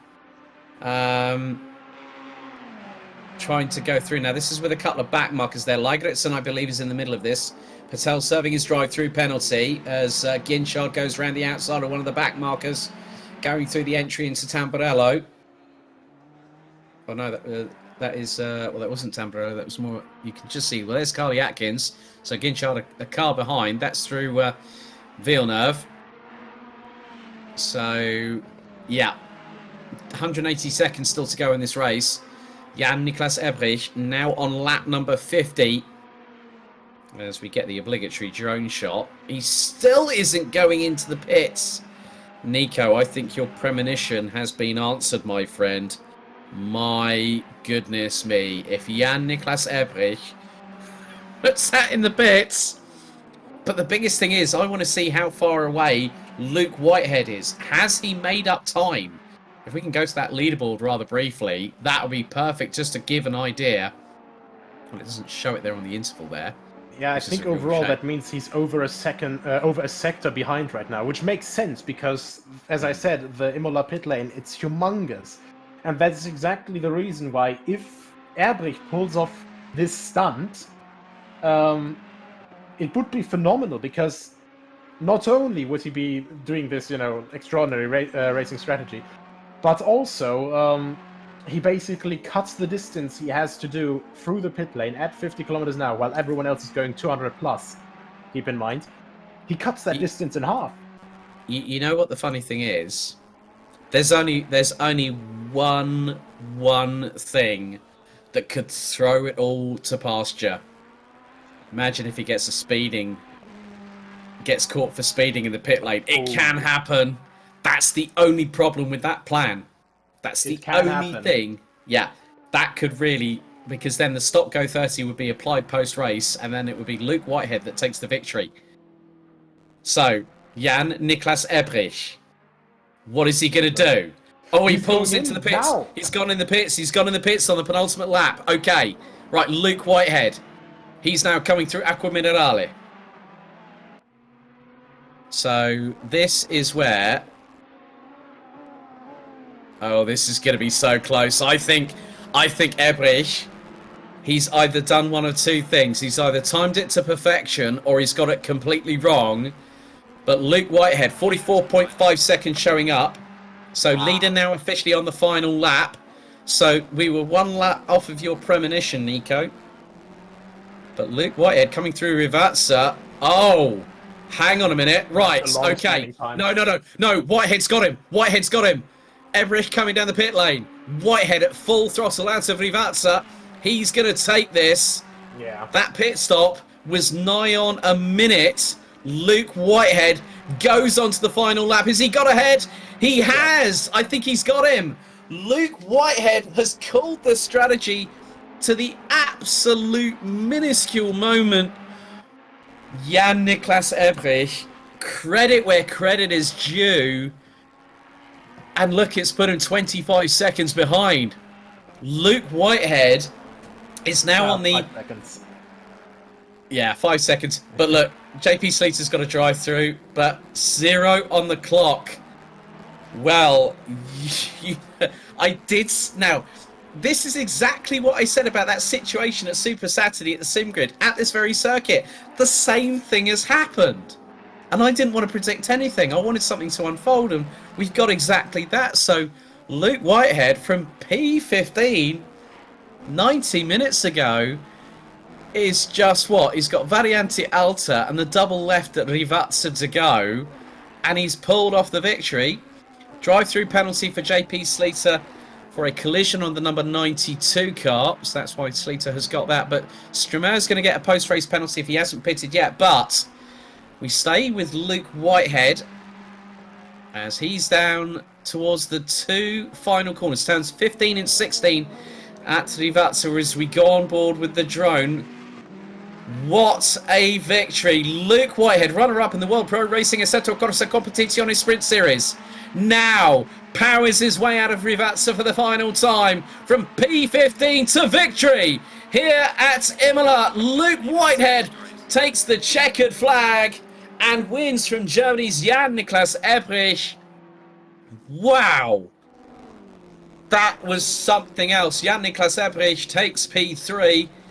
Carly Atkins in the number 41 takes third and the final step on the podium here at Imola. And Peter Dombre will take fourth. Think Blue has just gone, no! It's a bit like Richard Hammond going, Oliver! About his old Opel Cadet back in the day. But what a drive. Luke Whitehead is your winner of the 90 minutes of Imola Ferrari challenge. And so there was only one Cavallino Rampante that won, and it was the number 2 of H3 Racing's Luke Whitehead. And look at that show of sportsmanship from Germany's Jan-Niklas Ebrich. I think he knew that the game was afoot, and yeah, I think if he'd pitted, maybe, you know, because the one thing that I can actually understand here, if Jan-Niklas, you said it was a very long pit lane, but Jan-Niklas spent a bit too much time in that pit. I think that overfueling thing might have happened. I don't think so. I think he positioned the car a bit wrong. That probably cost him the time that he needed there. But I think what cost him really, and that is one thing that, you know, if he had joined, I think 1 or 2 spaces earlier than the other drivers on the server in the joining phase, then he would have had that pit lane position to make it work. But like this, he was missing... How much was that? I think that was around 12 to 15 meters maximum. That was just a bit too long, so he had to come in, otherwise he would have gotten a penalty. So kudos to him. That was definitely something to keep us on the top of our toes. But yeah, nevertheless, second place, very respectable drive. But yeah, the man of the hour, I'd say Luke Whitehead, P15 to P1. Wow. I'm speechless. I mean, you know, you have to give credit with Jan-Niklas Ebrich. We're hopefully going to speak to some drivers. Hopefully, I do want to speak to our race winner, because that drive was absolutely ridiculous in many respects. But I think, well, Well, Nico, do you want to do the first interview this evening and have a chat with Jan Niklas if you can? Oh yeah, for sure. Jan Niklas. Yes. Well, honestly, if it had been for an earlier pit lane position, you would have tried to go for that last lap stop, wouldn't you? Yeah, my pit stop was bad because I didn't practice it, and I didn't know how to stop with the Ferrari. So I lost, I think, like 3 seconds per pit stop there. So maybe that would have changed something. But yeah, Whitehead was too fast. I didn't know what he was doing in qualifying. Maybe he was a bit joking because he was way too fast. He would have gotten pole easily with maybe a QZ2. Yeah, it was a hard race. Yeah, for sure. But, nevertheless, we saw you constantly just keep a calm head through traffic, and as well, even through the pit stops, you gained on Luke from time to time. But yeah, really just keeping all of us on our top of our toes the entire time. And yeah, any shoutouts you want to do? I want to shout out everyone who was watching. Righto, then back to you, Alex. Okay, thank you, Jan Niklas. Let's go to our race victor. P15 in qualifying, but at the end of it all, Luke Whitehead. That was a stellar drive. Our victor here at the 90 minutes of Imola. Well done, mate. Congratulations this evening. What a drive. Thank you very much, mate. Thank you. I'm ecstatic. I'm so happy. Now, obviously, you've been doing a lot of work elsewhere. I understand that you've qualified for the SimGrid Sprint Cup Season 3 in the top split. So, firstly, congratulations on that. I know you've been asking people what car am I going to choose for it, but what happened in qualifying is my biggest question, because we normally see you at the sharp end of the grid. Yeah, so me, obviously, and Hamada Akizi, who's my teammate, we both obviously did the SimGrid Sprint Cup. We both qualified for that. And in the race, we were fastest in practice by quite a long way. So he said to me, do you know what? Should we have a bit of fun and start from the back? And I was kind of like, not right from the back. We'll start P15. And we basically both started 14th and 15th. I got my sandbagging technique perfect, separated us two by 200ths. At the start, got through to 10th within one lap, and then kind of just, was really fast. Like my pace surprised myself, to be honest. Like I was on 83 litres of fuel, and I was similar pace to Hamada, who was on 55 litres of fuel. So the pace on heavy fuel was incredible. Like I was really shocked. And then obviously we came in. I actually stalled in the pit box on the first stop. That's why I came out so far behind. I couldn't start my car in first gear. So it was basically just, it wasn't starting, and I lost probably about 7-8 seconds in that, which was frustrating. But, I worked hard, and, a couple of back markers, a couple of them purposefully crashed into me. I won't say any more than that. But, we got muscled off the track a couple of times by blue flag runners, which obviously set me back quite a bit. I think I lost 4, 5, 6 seconds in total with that, but it didn't seem to matter in the end. I'm baffled, really. I was hoping for a podium, because I know obviously Urbik was very fast in qualifying, and a hack as well was very quick in quali. So, yeah, I'm really happy. I couldn't be happier at all. Yeah, I mean, David O'Hack had problems in this race. I think he'd had a stop go 30 in the pit lane. But the last question I've got, Luke, your start, like literally everyone was squabbling for the scraps over the table, and you were just like, you were taking no prisoners, especially going through Tosa and into Pitatella. You were on fire, and like myself and Nico, we were just like thinking, this guy's definitely had his ready brek this morning.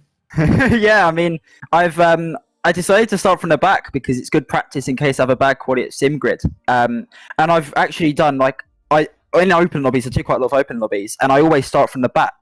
And in karting, I was always good when I started from the back, and I'm glad to see it's carried over. Because, everyone else was crashing, and I kind of didn't. I avoided everything somehow. I think I had a couple of close shaves with people spinning and me having to take to the grass. But, yeah, I'm ecstatic. I'm so happy. And it's great to get some momentum after obviously qualifying for the SimGrid Sprint Cup. Doing really well here, being really fast. Me and Hamada as well. I think if he hadn't got his stop go, I think we would have got a 1-2. Which is a shame, really, for him, but his pace was really good. So, it's a great testament to the H3 guys. We've worked so hard, and it seems to have paid off, which is brilliant. Any shout outs to sponsors? Obviously, you've mentioned H3 Racing, who you're aligned with, and that's who you're going to be racing with at the top split for Sprint Cup Season 3. Any sponsors that you'd like to give a shout out to, Luke? Well, I'd like to say a massive thank you again to H3 and to Red One Garage. He does setups, and his setups are awesome. I'd like to say a massive thank you to the guys at Sherwood Restoration and Renville for just for tagging along with me. Obviously, it's difficult in today's circumstances to work together, but they're hanging in there, and it's really great to have them alongside me. Also, the Car Crowd UK, brilliant to have those guys tagging along as well.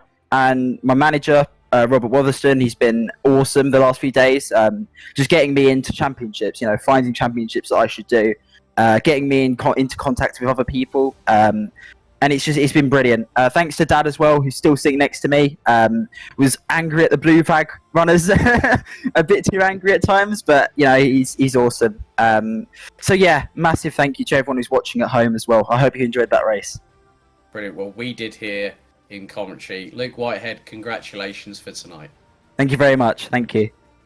Our last interview, Nico, I'll hand back over to you with regards to Carly Atkins. Carly, third place, therefore highest ranking PC boy this evening. How are you doing, man?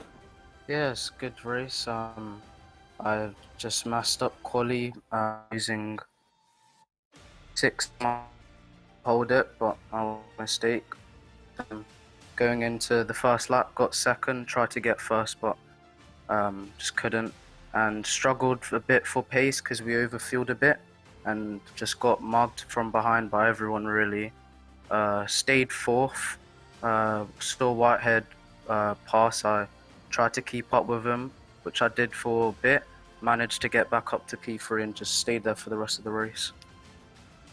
Yeah, so anyway, just still, very good pace overall. And of course, with all the changing temperature on track as well, can't have been an easy feat. And we heard that so often now, the SimGrid Sprint Cup, I think you've also qualified for top split there, haven't you? Yeah, I qualied P6 with my teammate Daniel Gunchard. So, going to be seeing a couple of battles between you drivers here as well. Not just here at World Pro Racing, but also then at the SimGrid. And any shout-outs you want to make? I'd like to say well done to the top 2 finishers. They drove an amazing race. I'd also like to thank PC Boys Esports for the setup and all the support they've given me. I'd like to say a massive thanks to my dad for everything he does for me, my mum for the support, Tim Blacksmith for sponsoring me in my karting career, and everyone else who's been watching. Hope you had a good day watching us race. Right then. Thanks a lot, Carly. Congratulations again to P3. Thanks. Well, that wraps up the interviews here for the 90 minutes of Imola Ferrari Challenge here on World Pro Racing. Again, just a brief reminder, you can follow us on all our social media channels on our Facebook page, on Instagram, on Twitter as well. You can also go to World Pro Racing, our official website, available 24/7, 365. We also host the weekly casual races, the special events, obviously the championships as well on PC and PS4. Just a quick reminder, after today, in 2 days' time, the Willow Springs casual race on Gran Turismo Sport for the Amuse Honda S2000. The pre-season testing gets underway for the US F2000 series, which kicks off on the 17th of March with myself, Alex Goldschmidt, and Chris Buxton. One of the latest new recruits here on World Pro Racing will be the official commentators for that series. We'll then have the rescheduled Corvette Group 3 at Alsace Village casual race on Thursday, the 11th of March. The Triple Challenge on Assetto Corsa Competizione the 13th of March, starting at around about, I think that is going to be 6:30 p.m. Central European time. The first round of the 5-round US F2000 series gets underway on the 17th of March, and then Friday the 26th of March, what a treat, on Assetto Corsa Competizione, 2 hours around the mountain, Mount Panorama. That's Friday the 26th of March. There's 23 slots available on the grid.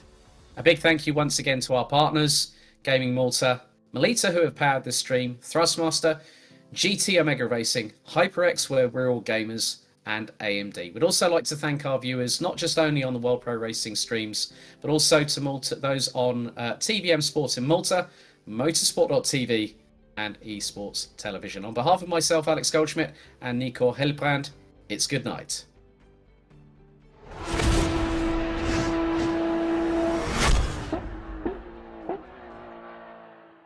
This stream is powered by Melita, using Melita Gigapower Internet.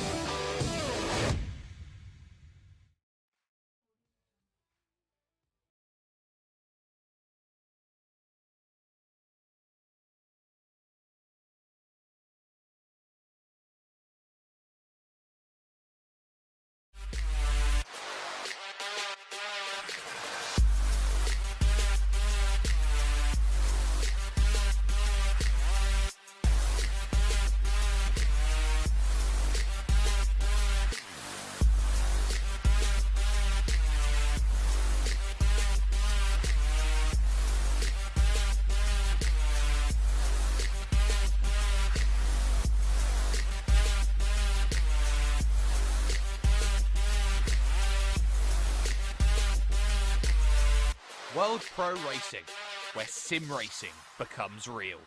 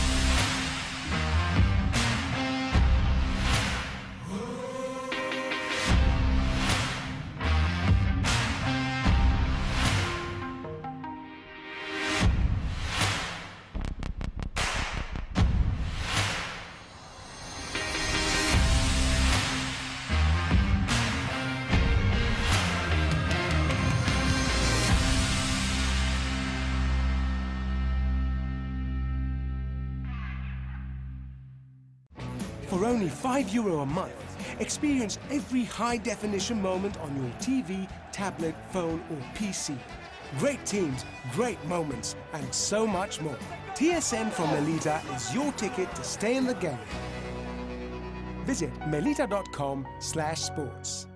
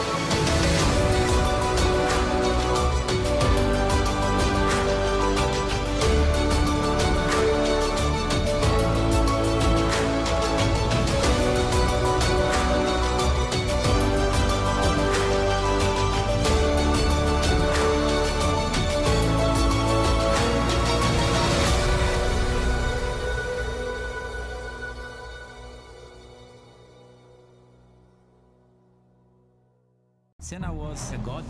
No one could even dream to follow him. I'm from a very humble background. The role of women at that time were really difficult. It's just so dangerous. You are risking not only your life, but also my life.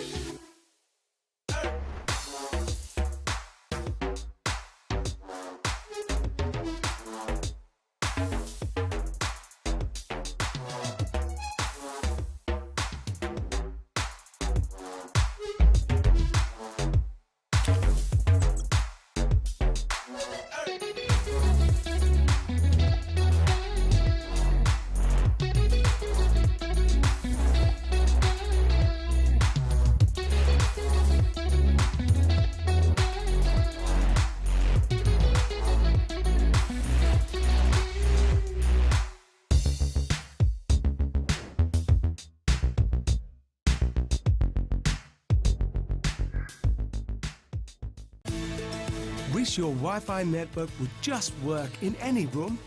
Our new Stellar Wi-Fi is AI-assisted to give you the smoothest, fastest possible Wi-Fi throughout your home.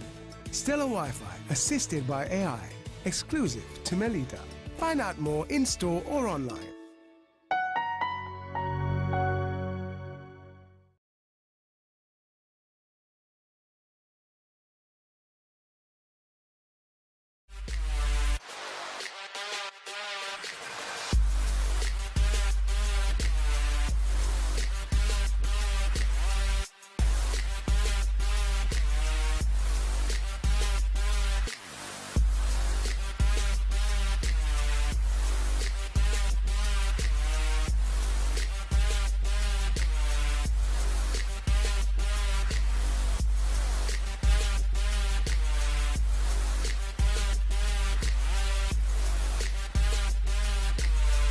World Pro Racing, where sim racing becomes real.